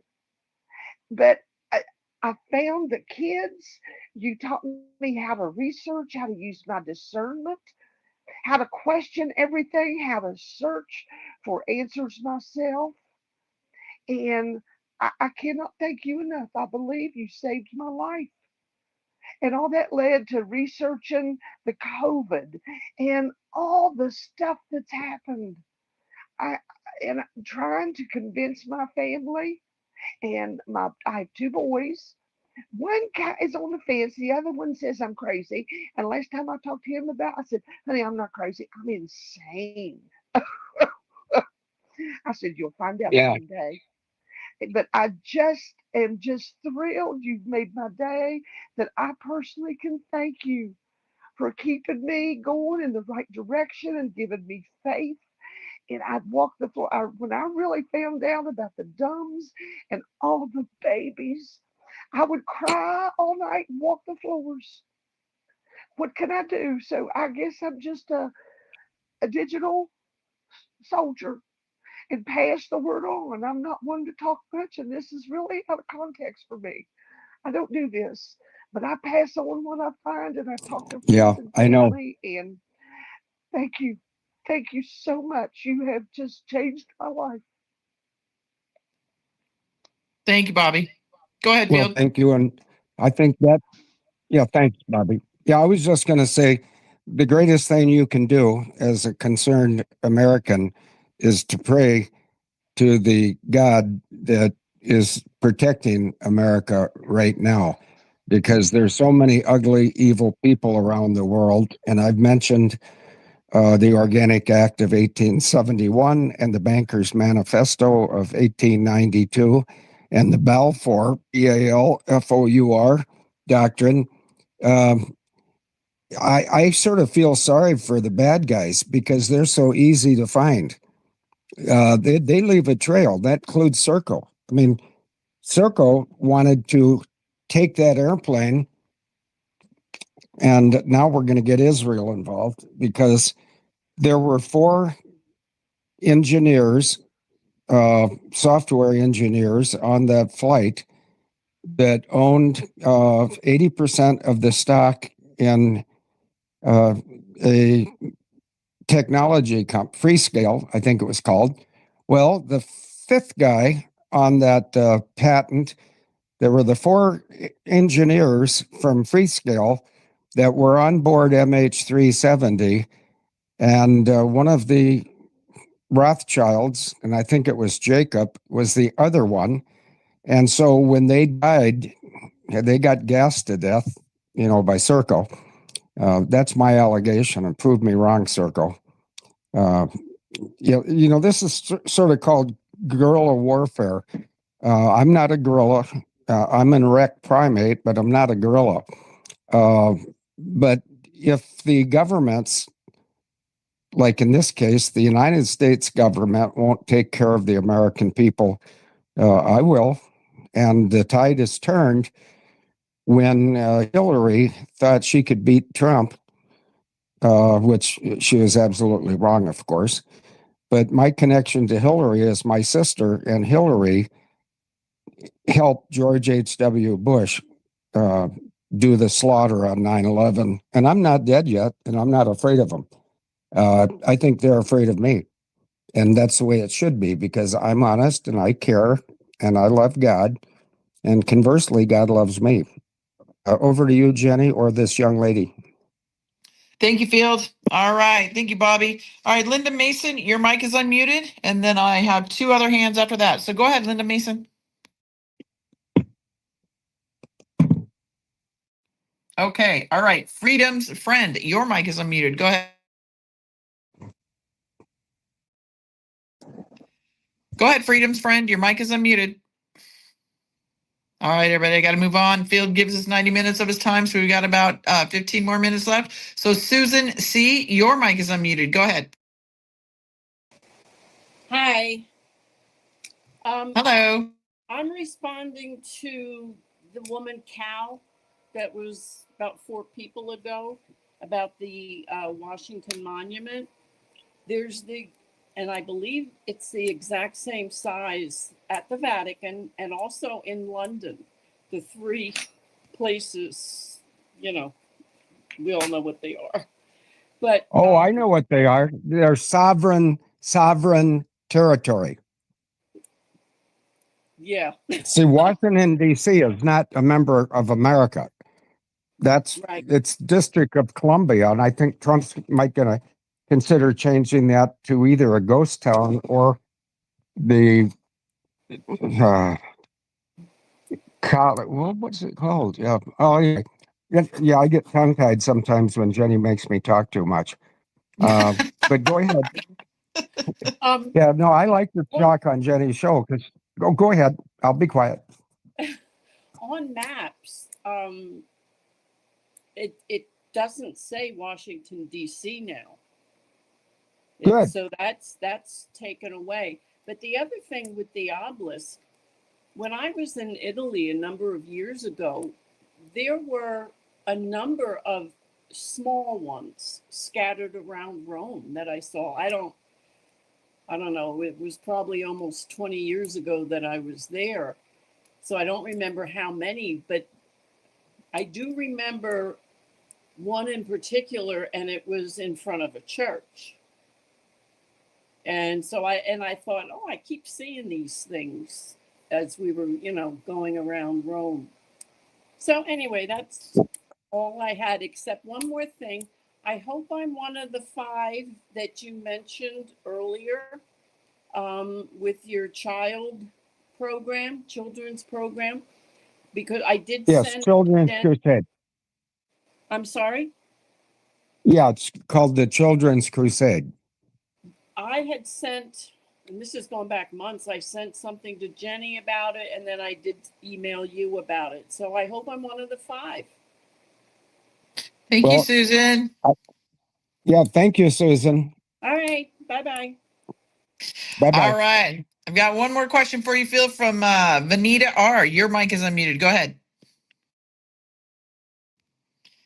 Go ahead, Vanita. Your mic is unmuted. Okay, bye. They left. Okay, and they're back. Vanita, do you have a question for Field? Go ahead. Your mic is unmuted. I am so sorry. I don't. I'm listening. Okay. I love you guys. Thank you for being there. I hit the wrong button. No worries. Bye-bye. You're on video, so you may want to click the video off too. Thank you. Thank you. Thank you, Vanita. All right, Ski Patrol. I'm going to unmute your mic. Go ahead, Ski Patrol. Your mic is unmuted.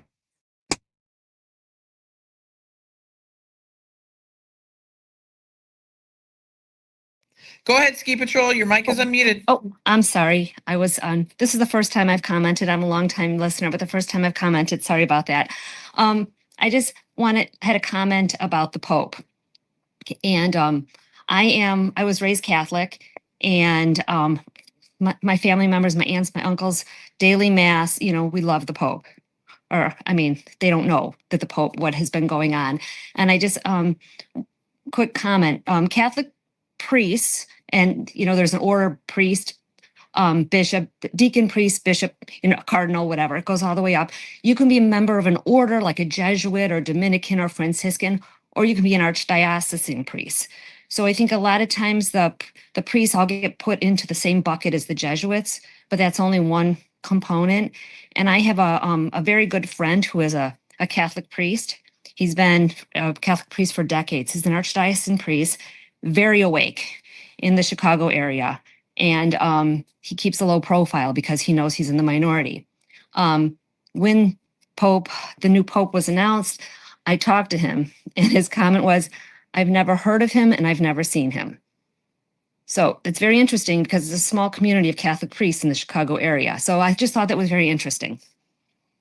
Thank you, Ski Patrol. Appreciate that. And one thing I want to say back to, we were talking about, DC no longer has the DC on it. I think what people need to understand is, that was a territory, right? And it's no longer captured. So DC is no longer there.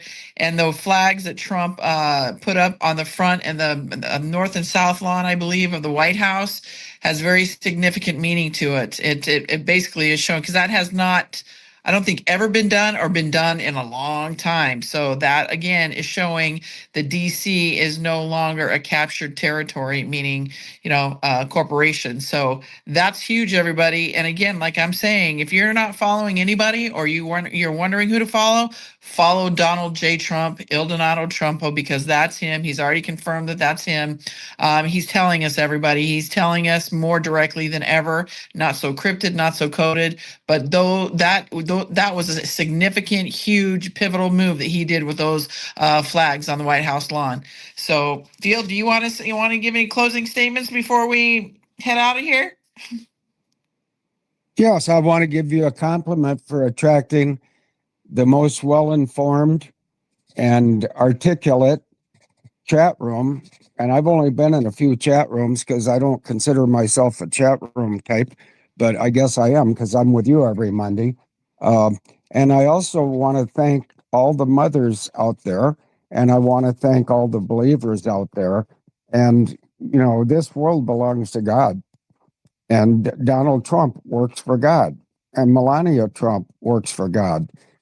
And, we're blessed to be living in this country at this time. And if God and Jesus and Donald and Melania are for us, who can be against us? And I think nobody. I think God will settle the score, and Trump will take the credit because God's too humble to want to take the credit for the things he does. But he hires, I'm talking about God, he will attract people that can do a difficult job that's written in Psalm 94:16 and Ephesians 5:11. So I just say to all the believers out there, keep the faith, we're in good shape, and we've got our best days ahead of us. Thank you for the opportunity for me to speak, Jenny. Over to you. Amen, Phil. That was beautiful. I love how that's a good way to end this. But I do have one more hand that I did unmute. Son of God, go ahead and ask Field your question. Your mic is unmuted. Go ahead, Son of God. Okay. All right. So apparently they're not there either. So Field, everybody, Field is here. Great show today, Field. God bless you. We love you very much. And Field is here with us, everybody, every Monday, same time, same place. So if you want to come back next Monday, he'll be here. Right, Field? Yes, ma'am, I will. All right. And then everybody come back later this afternoon, 4 p.m.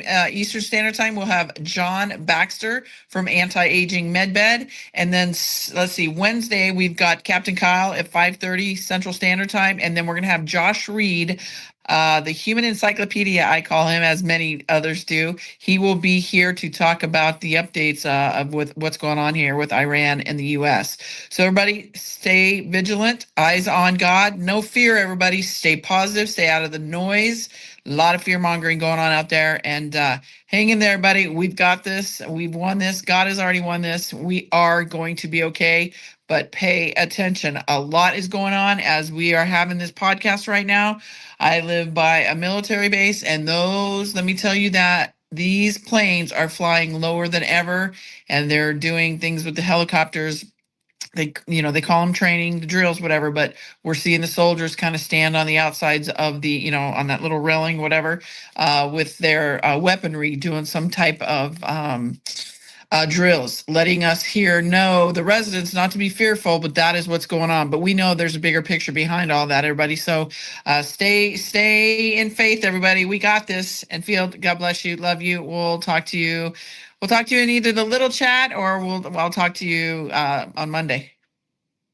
Okay, either one sounds good. Thank you, and God bless you, Jenny. Bye-bye. All right. Thank you, Field. God bless you. Have a great day, everybody. We'll talk soon.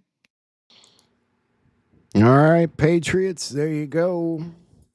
Field McConnell on the Revival of America podcast. You can find that on Telegram and a lot of podcast places.